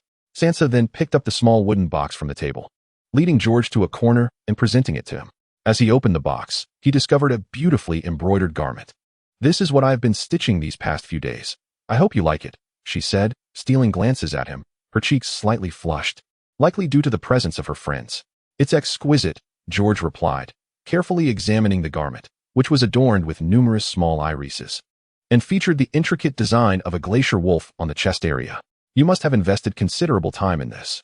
"Not too much, merely a little over 10 days. Sansa responded. 10 days? So, you began this after the banquet. It seems that evening truly resonated with you," George remarked, taking her hands in his to inspect them, relieved to find no pricks from needles. "You needn't exert yourself so. The seamstresses in the castle could have assisted. It is not the same. My mother used to embroider clothes for my father, and he often wore them," Sansa explained, demonstrating her resolve. "I will be very careful not to hurt myself." She turned her hands before him to illustrate her point. "I must return now. If I am gone too long, they will tease me," she concluded before heading back to the pavilion. Watching Sansa depart, George couldn't help but smile. The girl was becoming increasingly charming and enchanting. The following day, when he met with the envoy from Renly, George donned the garment Sansa had embroidered. The envoy, Loras Tyrell, had previously crossed paths with George in King's Landing and had even eliminated him in the tournament. Renly had also sent a letter, declaring his kingship and seeking George's support. However, unlike Stannis, Renly promised that should George lend his support, he would grant him a portion of land to the east of Harrenhal, encompassing nearly 50,000 square kilometers. Although the conditions were indeed favorable, George declined the offer. "Sir Loras, please return and convey to King Renly that I desire nothing more than to live my modest life, and I shall not involve myself in the disputes of kings, provided they refrain from sending troops to my lands." Chapter 22. The northern situation. As the envoys of the Baratheon brothers arrived in Parody, other matters soon followed. On this day, George received news of Edmure Tully's defeat by the usurpers, the capture of Edmure Tully and numerous river lords, and of Robb Stark leading his vassals south into the Riverlands. Although George had rescued Ed in King's Landing, the North no longer needed to mobilize for Ed's vengeance. Yet, in a bid to assist their northern allies and rescue Ed's brother-in-law, Ed had summoned 20,000 troops to the Riverlands. Who would lead the northern forces? In the hall, George gazed at Sid. Would it be Robb again, or would Ed take command himself? "It is Robb Stark, the eldest son of Lord Ed," Sid replied. Due to the pain in his leg, Lord Ed cannot lead the troops personally and has entrusted his son to command the army. To be candid, I have my reservations regarding Lord Ed's choice. Even if he is unable to lead himself, he could appoint a seasoned vassal to command the northern forces. This is an army of 20,000, not 200 or 2,000, and it is entrusted to a mere boy who has never commanded troops before. Parody's tone reflected a hint of exasperation. Indeed, George pondered, had he not awakened the memories of his past life, would he have confidence in Robb? Probably not. After all, who would consider a 15-year-old lad a match for Tywin Lannister? The tales of the reigns of Castamere and the Lannisters, debts that must be repaid, all relate back to Tywin. When Tywin's father, Tydos, served as the Duke of Casterly Rock, his weakness led many Westerland's nobles to disregard the Lannisters, often mocking the family and failing to repay their debts. It was the under-20 Tywin who led forces to annihilate the most audacious of families, the Reynes and the Tarbecks, burning Tarbeck Hall and drowning the town of Castamere. One might say the prestige of Tywin Lannister is not to be overlooked by anyone. Well, since Ed has chosen Robb, there must be reason in his decision. Robb is the heir to Winterfell, and commanding troops is a matter of time. Furthermore, even if he were to falter, Ed remains in the north to support him. George tapped his fingers on the chair, his mind recalling Robb's remarkable military maneuvers. After leaving the hall, George resolved to explore the city. It had been over a month since he had properly seen it, having summoned the army. However, as he took just a few steps, he suddenly realized that, given his status, the common folk might hesitate to speak the truth to him. If he were to inspect the city and only receive flattering words, what purpose would the inspection serve? Thus, George decided to consult Arya. The young girl's perspective would surely differ from that of the adults. After inquiring about the whereabouts of the servant Arya, George traversed the walls to arrive at the residence of Sir Weiss, situated on the right side of the castle. While George had not yet departed from Parody, Weiss and Ryder could typically be found on the castle's right side, either drilling soldiers or honing their martial skills. Upon entering Weiss's abode, George beheld Arya practicing her swordsmanship under Weiss's tutelage. "My lord," Weiss acknowledged George with a bow before taking his leave. "George," Arya exclaimed, turning at the sound, her face lighting up with surprise. "What brings you here? Are you here to watch me practice my swordsmanship?" "Indeed. I came to witness the prowess of Parody's foremost female swordsman and see how well you have progressed," he replied. "I am to be the future foremost female swordsman," Arya declared, clearly pleased with the title, though she remained modest. She then chattered away like a cheerful little bird, recounting her recent experiences in the city. "By the way, the southern district has seen an influx of hired knights. They all claim you have offended the king and that you will surely need them. Yet after waiting for quite some time, none were hired and they eventually departed." Arya continued to elaborate on various matters, but in essence, it seemed that the common folk of Parody had forgotten the call to arms, leading lives much like they had before. George, too, found himself entrenched in the monotony of daily life. Mornings were spent addressing state affairs alongside a few ministers, afternoons were reserved for observing the soldiers responding to the call, and evenings were devoted to family time with Sansa. Sansa increasingly embodied the role of a lady, beyond diligently engaging in needlework. Her fondest pastime became inviting the wives and daughters of vassals to the castle, fostering connections, rather than merely associating with young maidens of similar age as she had in the beginning. Whenever George witnessed Sansa feigning maturity, raising her voice to converse with the ladies, he felt a pang of sympathy. He understood that, compared to discussing matters with those in their 30s and 40s, she preferred the company of peers. Yet, he refrained from intervening. After all, it was customary for noble women to conduct themselves in such a manner, a duty and privilege that he had no right to deprive her of. Thus, another month passed, and an astonishing rumor swept across the continent. Robb Stark, the eldest son of House Stark, had captured Jaime Lannister. The Kingslayer, having triumphed over Edmure Tully, divided his forces into three to besiege the three walls of Riverrun. Meanwhile, his father, Tywin Lannister, continued to assault other regions of the Riverlands. After crossing the Neck, Robb Stark successfully allied through marriage, gaining passage through the Twins and securing 4,000 soldiers from House Frye. He then split his forces, one contingent primarily consisting of infantry under the command of Roose Bolton, advancing towards the Ruby Shore to seize the attention of many. Another route was led by him personally, taking the majority of the cavalry to launch a surprise attack on the city of Riverrun. This unexpected assault was remarkably flawless. It not only decimated over 10,000 Lannister soldiers, but also captured Tywin's eldest son, Jaime Lannister. "The Lannisters suffered a staggering loss," exclaimed Ser Edmure, as they had lost nearly half of their army. Over 10,000 lay dead, while the rest were shattered, turning into deserters, and perhaps soon enough, they would become bandits. It was truly astonishing that Robb, a mere 15-year-old Stark, had triumphed over an enemy several times his number and captured the Kingslayer, along with nearly 100 knights and a dozen lords. Lord Walder praised Robb profusely, having long forgotten his previous words from a month prior. Chapter 23. The Red Comet. After discussing Robb's maneuvers at Riverrun with his vassals, George returned to the third floor, finding Sansa and Arya already seated on the couch in the parlor. "George, I heard Robb defeated the Kingslayer at Riverrun and even captured him. Is that true?" Arya inquired, eagerly interrupting Sansa to voice their shared concern. "Indeed, and he also rescued your uncle, provided that Robb and Edmure do not err further. The North stands a significant chance of winning the war," George affirmed as he approached the couch and sat beside Sansa. "That's splendid. My brother will surely prevail. Once he wins this war, can we go to Winterfell and discuss our betrothal with father and the others?" Sansa exclaimed, also filled with excitement. As she grasped George's hand, delighted for her brother and fervently wishing for the war to conclude soon so that their engagement could be settled. Although her father Eddard had consented for Sansa to reside in Paradise while in King's Landing, they had yet to be formally betrothed. She longed for her family's blessing. Seeing Sansa's joyful demeanor, George felt reluctant to shatter her dreams. Rest assured, everything you envision will come to fruition. I wish I could be on the battlefield. Then I could thrust my sword into the Kingslayer, Arya declared, mimicking a sword thrust with her hands. Arya, ladies of noble birth cannot engage in battle. Sansa admonished her sister after hearing her words. Who says so? Arya retorted defiantly. Have you ever seen a female knight in history? Sansa queried. Surely there have been, like. Arya faltered, unable to recall an example, but insisted, there have been. Before dashing away, Sansa was left exasperated and laughed, realizing she could not out-argue Arya, and turned to George with pleading eyes. George, could you not find some governess or nun to discipline her? She hardly resembles a noble lady anymore. Oh, you can arrange that. No need to consult me, George replied, acknowledging that Arya indeed required some guidance. Without the experiences from the original story, the little girl had become quite unruly. Sansa, ever proactive, seized the opportunity upon hearing George's lack of objection and promptly called for him to accompany her to the cathedral in town to seek a nun. George had no choice but to accompany her downstairs. The two descended, awaiting the servants to bring the carriage over. Suddenly, on the eastern horizon, a crimson comet emerged, trailing a blood-red tail, resembling a wound upon the azure expanse of the sky.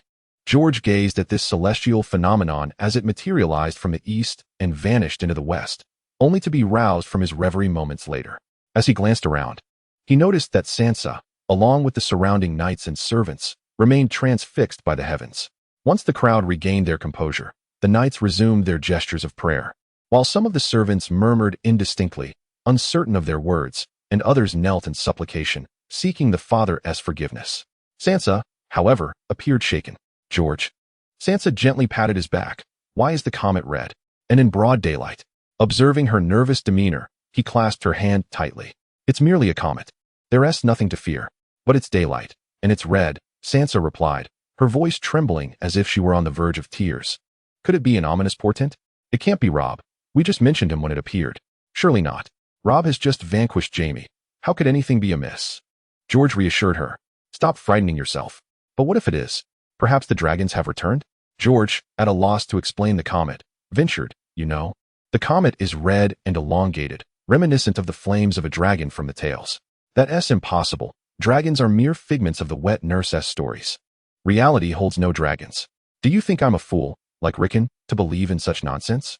Sansa replied, a hint of a smile breaking through her distress. Well, you never know. Perhaps one day a dragon will see you and exclaim, what a beautiful maiden graces the skies, and then seek to whisk you away, George jested. Dragons do not speak. They only roar, Sansa countered. But if one truly sought to abduct me, what would you do? Why, I would slay it to ensure your safety. No, that would be far too perilous. You should hide in the cellar and not let them see you, Sansa insisted, gazing earnestly into his eyes. I shall not cower while you face danger. Only a coward would perish standing still. Besides, it is the likes of the Black Death that pose true peril. A mere little dragon could be dispatched with a single arrow, as easily as one might fell a raven, he declared. Crossbows are still arrows. And we possess plenty within the castle, merely waiting for utilization, with potential for enhancement in their piercing capabilities. Moved by his words, Sansa embraced him, planting a gentle kiss upon his lips. Enough of these dragons. Such tales are for children. We shall not encounter any dragons. Once the spectacle of the red comet had passed, they boarded their carriage and continued towards the cathedral. The Parody Cathedral stood as a magnificent Gothic structure, though in this world, it is referred to as Williamite architecture. The edifice was primarily constructed of marble, its facade adorned with intricate carvings and towering spires, each crowned with exquisite statues. Upon entering the cathedral, the first sight that greeted them was a vast array of stained glass windows embedded within the walls. As sunlight streamed through these vibrant panes, the entire cathedral was enveloped in a warm, radiant glow. Within the church, numerous towering and robust columns rise majestically, supporting the splendid vaulted ceiling adorned with exquisite frescoes and reliefs crafted by the finest masters of the city, narrating the tales and legends of Count William. At the far end of the church stands a grand altar, upon which are 7 deities. The Father, symbolizing justice and fairness, the Virgin Mother, embodying compassion and love, the Warrior, representing strength and courage, the maiden, signifying purity and innocence, the wise old woman, epitomizing wisdom and experience, the blacksmith, symbolizing labor and craftsmanship, and the stranger, embodying death and the unknown. Bishop Aston was astonished to see George and Sansa, for George had seldom graced the church with his presence in recent years. After Sansa explained their purpose, Bishop Aston summoned all the teaching nuns, allowing Sansa to choose, and expressed his desire to converse with him. George consented, and together with the bishop, they traversed the stout columns, reaching the base of the staircase, where they ascended several hundred steps to arrive at the church's summit. At the pinnacle, they were greeted by a vast altar, flanked by 2 rows of spires, each crowned with a stone statue, said to commemorate the knights who perished for the cause of the Castellian family. Facing them was a spire, notably taller than the others, yet devoid of any statue. "My lord, your father originally intended to place his statue atop the front spire, having even prepared a substantial piece of gold for it, but for reasons unknown, he abandoned that notion," Bishop Aston elucidated, his gaze fixed upon George, who found the bishop's stare somewhat unnerving. "What do you mean, Bishop Aston?" George furrowed his brow, as no one had ever dared to regard him in such a manner. "Forgive me, my lord. You bear an uncanny resemblance to your father, Count William," Bishop Aston exclaimed with fervor. Count William was the noblest of men, valiant in battle and imbued with wisdom. He possessed foresight, always able to predict events with uncanny accuracy. Were it not for him, how could the magnificent city of Parody have been constructed in merely a decade and a half? He was the most extraordinary man I have ever encountered, far surpassing any Robert or Ellis, and more suited to be the ruler of the 7 kingdoms. He was destined to be king. Bishop Aston paused for a moment, then grew animated once more. "But fret not. Have you seen that red comet? I firmly believe it is a messenger sent by the 7 gods, dispatched to cleave the iron throne of House Baratheon, allowing the true king to ascend. And you, my lord, as the heir of Count William, are the rightful king." George gazed in astonishment at the seemingly deranged bishop. Surely that cannot be. Perhaps it is a dragon returning? He was at a loss to explain the comet, and simply remarked, "You see, the comet is red and elongated. Does it not resemble the flame of a dragon from the tales? How could it possibly be a dragon? Such creatures exist only in the tales of wet nurses. Reality knows no dragons. Do you think I am a fool, like those of House Raykin, to believe such nonsense?" Sansa chuckled through her tears. "That cannot be ruled out. Perhaps a dragon might one day see you and exclaim, 'How can there be such a beautiful maiden in the heavens?' and then swoop down to claim you," George jested. "Dragons cannot speak. They can only roar," Sansa remarked. "But what if it truly intends to capture me? What will you do?" "I would undoubtedly slay it to protect you from harm." "No, that would be far too perilous. You should hide in the basement and avoid its gaze," Sansa said earnestly, gazing into his eyes. "I refuse to cower while you face danger. Only a coward would do so," she continued. "Besides, a dragon like the Black Reaper is indeed dangerous. But a mere small dragon? I could fell it with a single arrow, as effortlessly as shooting a raven. Crossbows are still arrows. And the castle possesses plenty of crossbow bolts that have yet to be employed. They can still be improved for greater penetration." Moved, Sansa embraced him and bestowed a gentle kiss. "Now, let us cease discussing dragons. Such notions are mere fantasies for children. We shall not encounter any dragons." Once the event of the red comet had passed, the 2 climbed into the carriage, continuing their journey to the cathedral. The Parody Cathedral is an awe-inspiring Gothic structure, known in this world as William's architecture. The edifice is constructed entirely of marble, adorned with intricate carvings and lofty spires, each crowned with exquisite statues of figures. Upon entering the cathedral, one is immediately struck by the vast stained glass windows embedded in the walls, when sunlight filters through these vibrant panes. The entire interior is bathed in a warm glow. Within the cathedral, numerous towering and robust columns support the magnificent vaulted ceilings, which are embellished with exquisite frescoes and reliefs crafted by the city's most skilled artisans, narrating the tales and legends of Count William. At the far end of the cathedral lies a grand altar, featuring 7 deities: the Father, symbolizing justice and fairness; the Virgin, representing mercy and love; the Warrior, embodying strength and courage; the Maiden, signifying purity and innocence; the Crone, symbolizing wisdom and experience; the Smith, representing labor and craftsmanship; and the Stranger, embodying death and the unknown. Bishop Aston was quite astonished to see George and Sansa, as George had seldom frequented the church in recent years. After Sansa explained their purpose, Bishop Aston summoned all the teaching nuns for Sansa to select from, and then expressed his desire to speak with George. George acquiesced, and together with the bishop, They traversed the sturdy archways to the staircase, ascending several hundred steps to reach the cathedral's summit. Atop the cathedral, a vast altar awaited them, flanked by 2 rows of spires, each crowned with a stone statue, purportedly representing knights who perished for the cause of the Castellian family. The central spire was notably taller by several meters than the others, yet it bore no statue. My lord, your father originally intended to place his statue atop the central spire and had prepared a substantial gold piece for it. However, for reasons unknown, he abandoned this idea. Bishop Aston explained, his gaze upon George somewhat unsettling. What do you imply, Bishop Aston? George inquired. George furrowed his brow. Never had anyone dared to regard him with such a gaze. Forgive me, my lord. You bear an uncanny resemblance to your father, the Earl of William, exclaimed Archbishop Aston, his voice brimming with enthusiasm. The Earl of William is the noblest man in the world, valiant in battle and imbued with wisdom. His vision is unparalleled. He possesses an uncanny ability to foresee events. Were it not for him, how could Parody, this magnificent city, have been constructed in just a few short years? He is the most extraordinary man I have ever encountered, far exceeding any Robert or Elias, and he was truly destined to be the ruler of the 7 kingdoms. Alas! The archbishop paused, lost in thought for a moment, before his fervor reignited. But do you see that red comet? I dare say it is a harbinger sent by the 7 gods, dispatched to cleave the throne of the Baratheons, allowing the true king to ascend. And you, my lord, as the heir of the Earl of William, are the rightful king. George stared at the frenzied archbishop, utterly astounded. But perhaps it is merely the return of dragons? George struggled to articulate his thoughts on the comet, finally stating, you think comets are red and elongated, akin to the flames of a dragon in tales. How could it possibly be a dragon? Such creatures exist only in nursery rhymes. There are no dragons in reality. Do you take me for a fool, like Rickon, to believe such nonsense? Sansa interjected, her laughter breaking through the tension. One can never be too certain. Perhaps someday a dragon will appear before you, exclaiming how beautiful a maiden you are, and attempt to carry you away. George jested. Dragons do not speak. They merely roar, Sansa replied. But if one were to truly attempt to abduct me, what would you do? Of course, I would slay it to ensure your safety, he declared.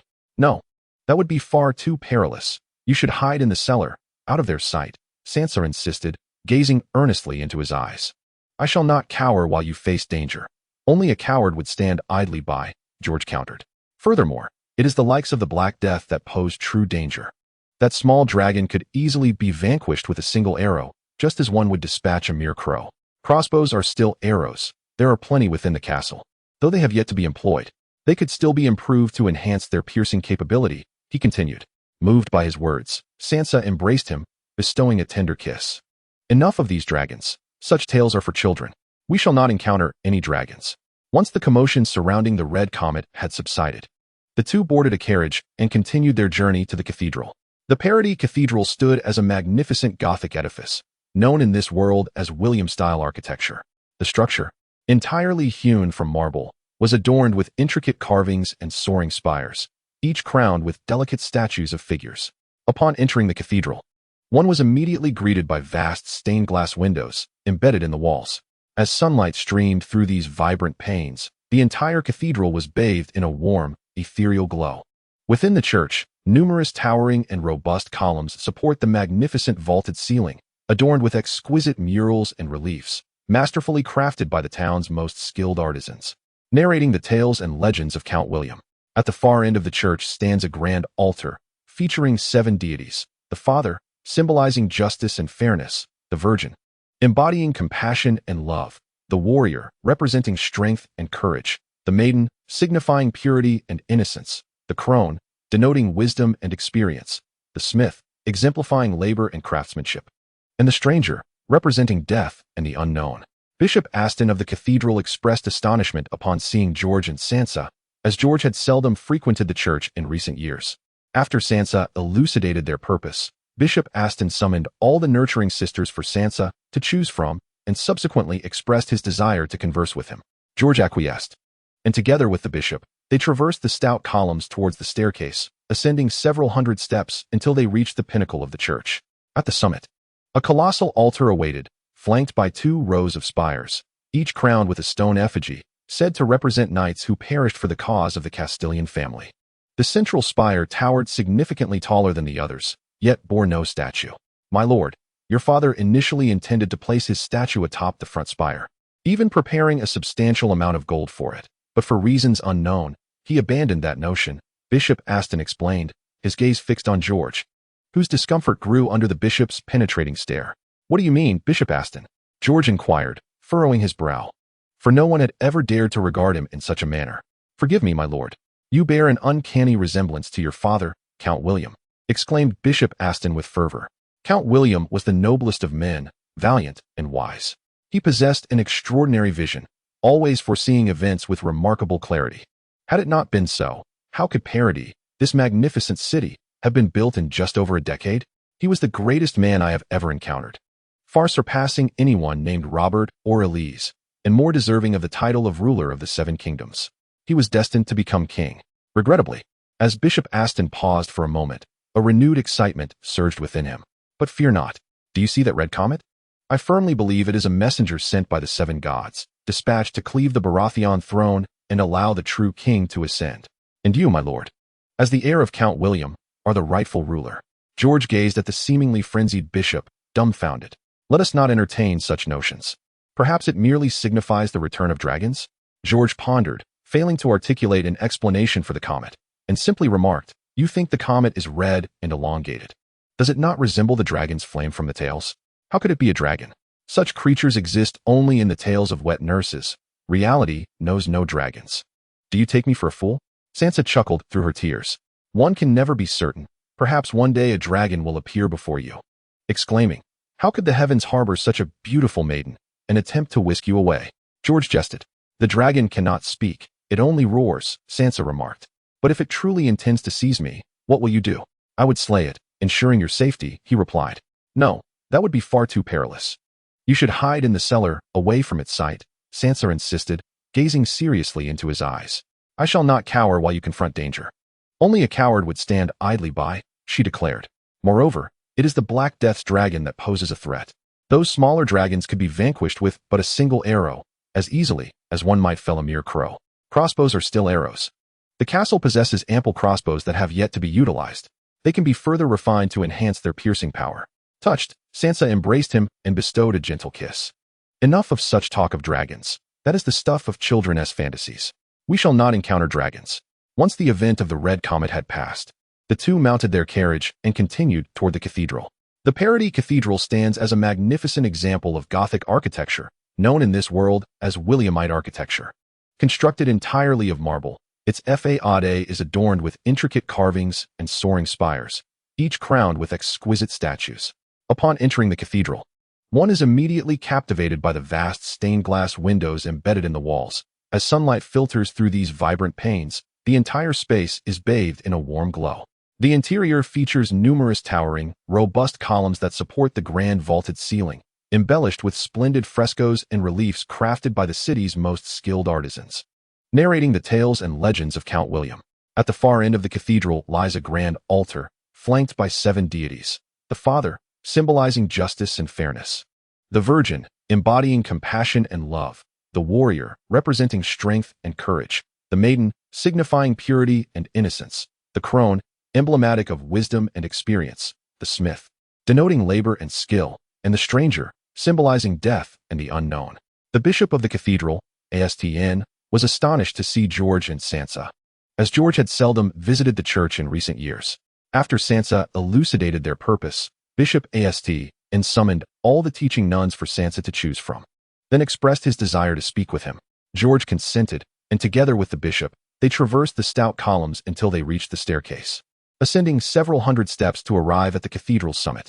At the pinnacle stood a grand altar, flanked by 2 rows of spires, each crowned with a stone statue, said to honor knights who perished for the cause of the Castellian family.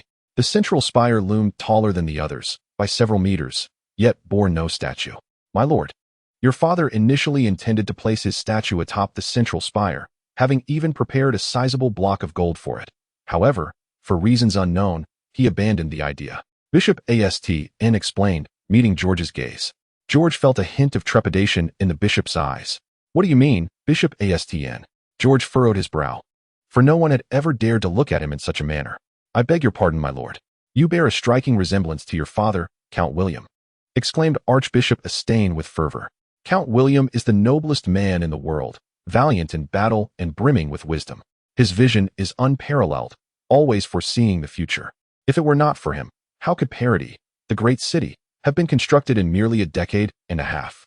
He is the most magnificent individual I have ever encountered, far greater than any Robert or Elise, and far more worthy of ruling the Seven Kingdoms. He was destined to be king.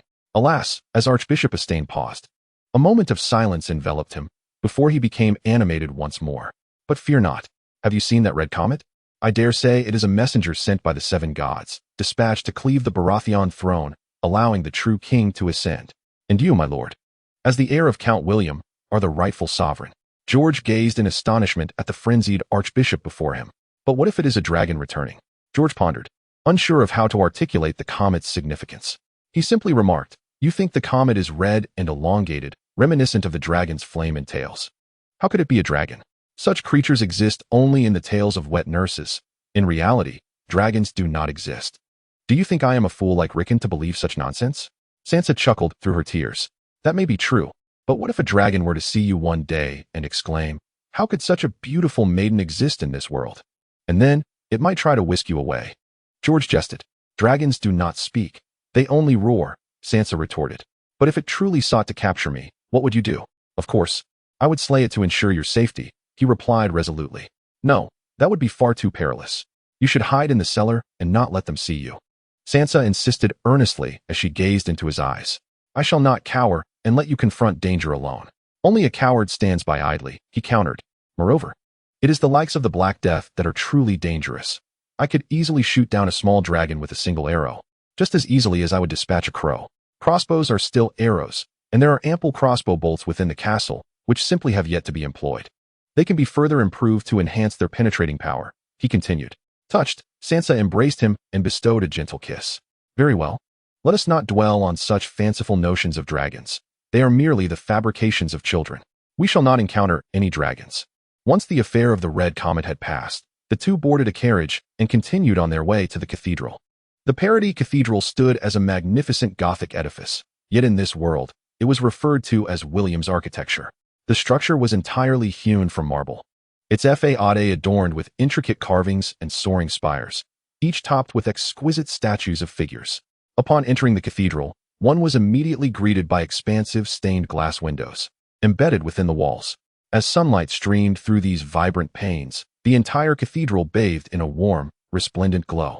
Within the church, numerous towering and robust columns support the magnificent vaulted ceiling, adorned with exquisite frescoes and relief sculptures, masterfully crafted by the city's most skilled artisans, narrating the tales and legends of Count William.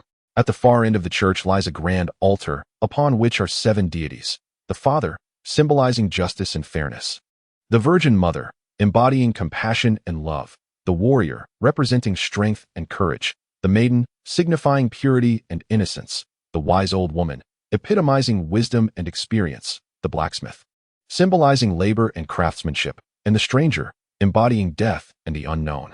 Bishop Aston of the cathedral was taken aback upon seeing George and Sansa, as George had seldom visited the church in recent years. After Sansa explained their purpose, Bishop Aston summoned all the teaching nuns for Sansa to choose from, and then expressed his desire to converse with him. George acquiesced, and together with the bishop, they traversed the sturdy columns until they reached a staircase, which they ascended for several hundred steps to reach the pinnacle of the church. At the summit, they encountered a magnificent altar, flanked by 2 rows of spires, each adorned with a stone statue, said to represent knights who perished for the cause of the Castellian family. The central spire rose dramatically, towering several meters higher than the others, yet conspicuously devoid of any statue. My lord, your father originally intended to place his statue atop the central spire, having prepared a substantial block of gold for the purpose, but for reasons unknown, he abandoned this idea. Bishop Aston elucidated, casting an intense gaze upon George, which instilled a sense of trepidation within him. What do you mean, Bishop Aston? George inquired, furrowing his brow, for no one had ever dared to look at him in such a manner.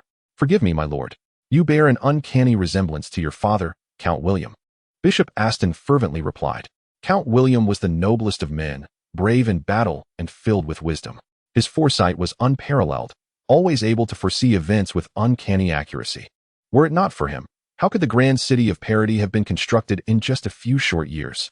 He is the most magnificent individual I have ever encountered, far greater than any Robert or Ellis, and more fitting to be the ruler of the Seven Kingdoms.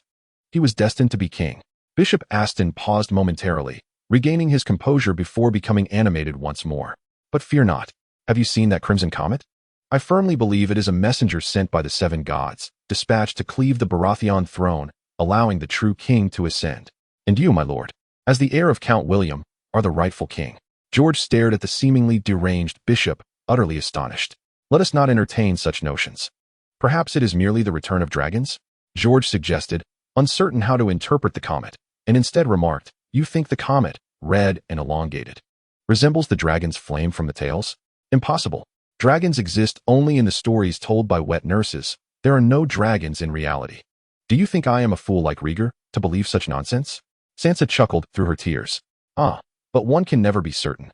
Perhaps one day a dragon will see you and exclaim, how could such a beautiful maiden exist in this world? And then whisk you away, George jested. The dragon does not speak. It only roars, Sansa remarked. But what if it truly intends to seize me? What will you do? Naturally, I would slay it to ensure your safety. No, that would be far too perilous. You should conceal yourself in the cellar, away from its sight, Sansa said earnestly, gazing into his eyes. I refuse to cower while you face danger. Only those of Castilla stand idle in the face of death. Moreover, it is the likes of the Black Death that pose true peril. A mere dragon of lesser stature could be dispatched with a single arrow, as effortlessly as shooting down a raven. Crossbows are merely another form of arrow, and the castle possesses ample crossbow bolts that have yet to be utilized. They can still be improved for greater penetrating power.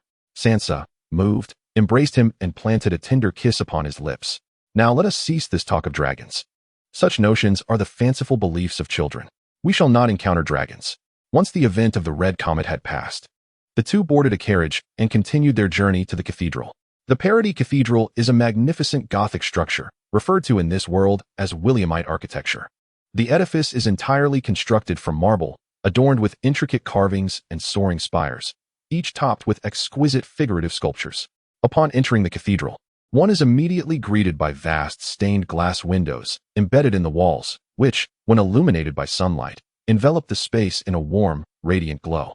The interior boasts numerous towering, sturdy columns that support the grand vaulted ceilings, which are embellished with splendid murals and reliefs crafted by the city's most skilled artisans, narrating the tales and legends of Count William. At the end of the cathedral lies a grand altar, featuring 7 deities: the Father, symbolizing justice and fairness; the Virgin, embodying compassion and love; the Warrior, representing strength and courage; the Maiden, signifying purity and innocence; the Wise Elder, epitomizing wisdom and experience; the Blacksmith, symbolizing labor and craftsmanship; and the Stranger, representing death and the unknown. The bishop of the cathedral, Astain, was taken aback upon seeing George and Sansa, as George had seldom visited the church in recent years. After Sansa explained their purpose, Bishop Astain summoned all the teaching nuns for Sansa to select from, and then expressed a desire to speak with him privately. George acquiesced, and together with the bishop, they traversed the stout columns and ascended several hundred steps to reach the top of the cathedral. Upon arrival, they found themselves before a colossal altar, flanked by 2 rows of spires, each crowned with a stone statue, said to represent knights who perished in service to the Castilla family. The central spire loomed higher than the others by several meters, yet bore no statue. My lord, your father originally intended to place his statue atop the central spire, and had even prepared a substantial amount of gold for this purpose, but for reasons unknown, he abandoned the idea. Bishop Astain elucidated, then fixed his gaze upon him, causing George to feel a tinge of fear in the bishop's eyes. What do you mean, Bishop Astain? George furrowed his brow. No one had ever dared to regard him with such intensity. Forgive me, my lord, exclaimed Archbishop Astain, his excitement palpable. You bear an uncanny resemblance to your father, Count William. He was the noblest of men, valiant in battle and endowed with great wisdom. His vision was unparalleled, always foreseeing events with uncanny accuracy. Were it not for him, how could the magnificent city of Parody have been constructed in just over a decade? He is the greatest man I have ever known, far surpassing anyone like Robert or Elise, and he was truly fit to rule the 7 kingdoms. He was destined to be king. Alas, as Archbishop Astain paused, lost in thought, his fervor reignited. But fret not. Have you seen that red comet? I firmly believe it is a messenger sent by the 7 gods, dispatched to cleave the throne of the Baratheons, allowing the true king to ascend. And you, my lord, as the heir of Count William, are the rightful sovereign. George gazed at the frenzied archbishop in astonishment. But could it be? Perhaps the dragons have returned?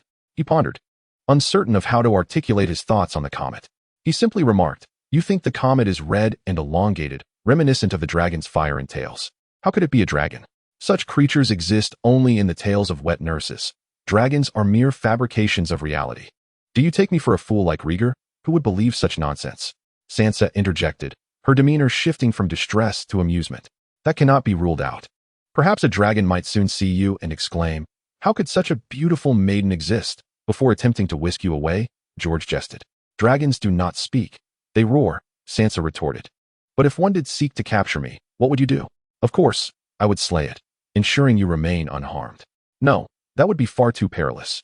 You should hide in the cellar and ensure they do not see you," Sansa advised earnestly, meeting his gaze. "I shall not cower while you face danger." "Only a coward would stand aside," George declared. "Besides, only dragons like the Black Death are truly dangerous. A mere small dragon could be felled with a single arrow, as easily as striking down a raven.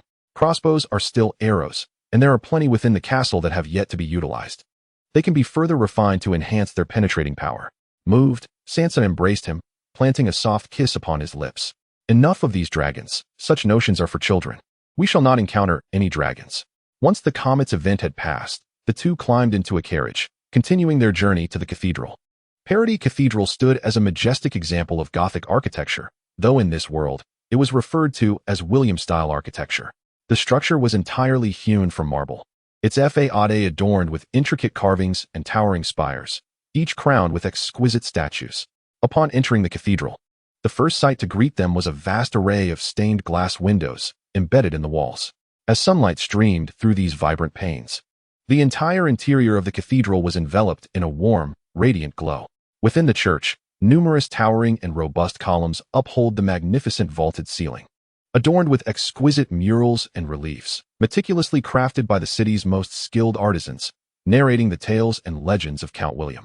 At the far end of the church lies an immense altar, graced by the presence of 7 deities: the Father, symbolizing justice and fairness; the Virgin Mary, embodying compassion and love; the Warrior, representing strength and courage; the Maiden, epitomizing purity and innocence; the Crone, signifying wisdom and experience; the Blacksmith, denoting labor and craftsmanship; and the Stranger, embodying death and the unknown.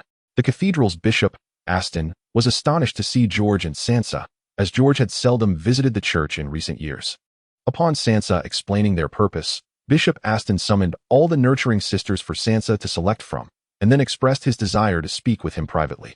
George acquiesced, and together with the bishop, they traversed the stout columns, making their way to the staircase, and ascended several hundred steps to reach the pinnacle of the church. At the summit, they encountered a vast altar, flanked by 2 rows of spires, each surmounted by a stone statue, reputedly of knights who perished for the cause of the Castellian family. Directly in front stood a spire, significantly taller than the others, yet devoid of any statue. "My lord, your father originally intended to place his own statue atop the front spire, and had even prepared a substantial amount of gold for this purpose. However, for reasons unknown, he abandoned the idea," Bishop Aston elucidated, his gaze fixed upon George, which the latter found somewhat unsettling. "Bishop Aston, what do you imply?" George furrowed his brow, unaccustomed to being regarded in such a manner. "Forgive me, my lord. You bear an uncanny resemblance to your father, Count William," Aston exclaimed with fervor. Count William was the noblest of men, valiant in battle and imbued with wisdom. His foresight was unparalleled.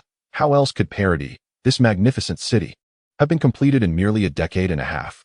He was the most extraordinary man I have ever encountered, far surpassing any Robert or Elise, and truly worthy of ruling the 7 kingdoms. He was destined to be king. Regrettably, at this juncture, Bishop Aston paused, reflecting momentarily before becoming animated once more. "But fret not. Have you seen that crimson comet? I firmly believe it to be a messenger sent by the 7 gods, dispatched to cleave the Baratheon throne, allowing the true king to ascend. And you, my lord, as the heir of Count William, are the rightful sovereign." George stared, dumbfounded, at the seemingly frenzied bishop. "Let us not dwell on that. Perhaps the dragons have returned?" he suggested, uncertain how to interpret the comet's appearance. "You mean the comet is red and elongated, akin to the dragon's flame in the tales? How could it be a dragon? Such creatures exist only in the stories of wet nurses. Reality bears no dragons." Do you take me for a fool? Sansa interjected, her laughter breaking through her earlier distress. That cannot be ruled out. Perhaps one day a dragon will see you and exclaim, "How could the heavens harbor such a beautiful maiden?" and then attempt to whisk you away? George jested. Dragons cannot speak. They can only roar, Sansa remarked. What would you do if it truly intended to take me away? Naturally, I would slay it to prevent you from harm. No, that would be far too perilous. You should hide in the cellar, away from its sight, Sansa said earnestly, gazing into his eyes. I shall not cower while you confront peril. Only the cowardly of Castile would do so. Besides, a dragon like the Black Death is truly dangerous. As for those lesser dragons, I could fell one with a single arrow, as effortlessly as shooting a mere crow. Crossbows are still arrows. And there are plenty of them within the castle, though we have yet to utilize them. We could further enhance them to improve their penetration. Moved. Sansa embraced him and bestowed a tender kiss. Enough of these dragons. Such tales are for children. We shall not encounter any dragons. After the passing of the Red Comet event, the two climbed into a carriage and continued their journey to the cathedral. The Parody Cathedral is an awe-inspiring edifice of Gothic architecture, referred to in this world as Williamite architecture. The structure is entirely crafted from marble, adorned with intricate carvings and towering spires, each crowned with exquisite statues of figures. Upon entering the cathedral, one is immediately struck by the vast stained glass windows embedded in the walls. When sunlight filters through these vibrant panes, the entire interior is bathed in a warm glow. The cathedral boasts numerous tall and sturdy columns that support its magnificent vaulted ceilings, which are adorned with splendid murals and reliefs, skillfully sculpted by the city's finest artisans, recounting the tales and legends of Count William. At the far end of the cathedral lies a grand altar featuring 7 deities, the Father, symbolizing justice and fairness, the Virgin Mary, representing mercy and love, the Warrior, embodying strength and courage, the Maiden, signifying purity and innocence, the Old Woman, denoting wisdom and experience, the Blacksmith, symbolizing labor and craftsmanship, and the Unknown Traveler, representing death and the unknown. Bishop Aston was astonished to see George and Sansa, given George's rare visits to the cathedral in recent years. Once Sansa articulated their purpose, Bishop Aston summoned all the teaching nuns for Sansa to select from, and then expressed his desire to speak with George. George acquiesced, and together with the bishop, they traversed the robust columns until they reached the staircase, ascending several hundred steps to reach the cathedral's summit. At the pinnacle, they encountered a vast altar flanked by 2 rows of spires, each adorned with a stone statue, said to represent knights who perished for the cause of the Castellian family. A larger spire loomed at the front, significantly taller than the others, yet devoid of any statue.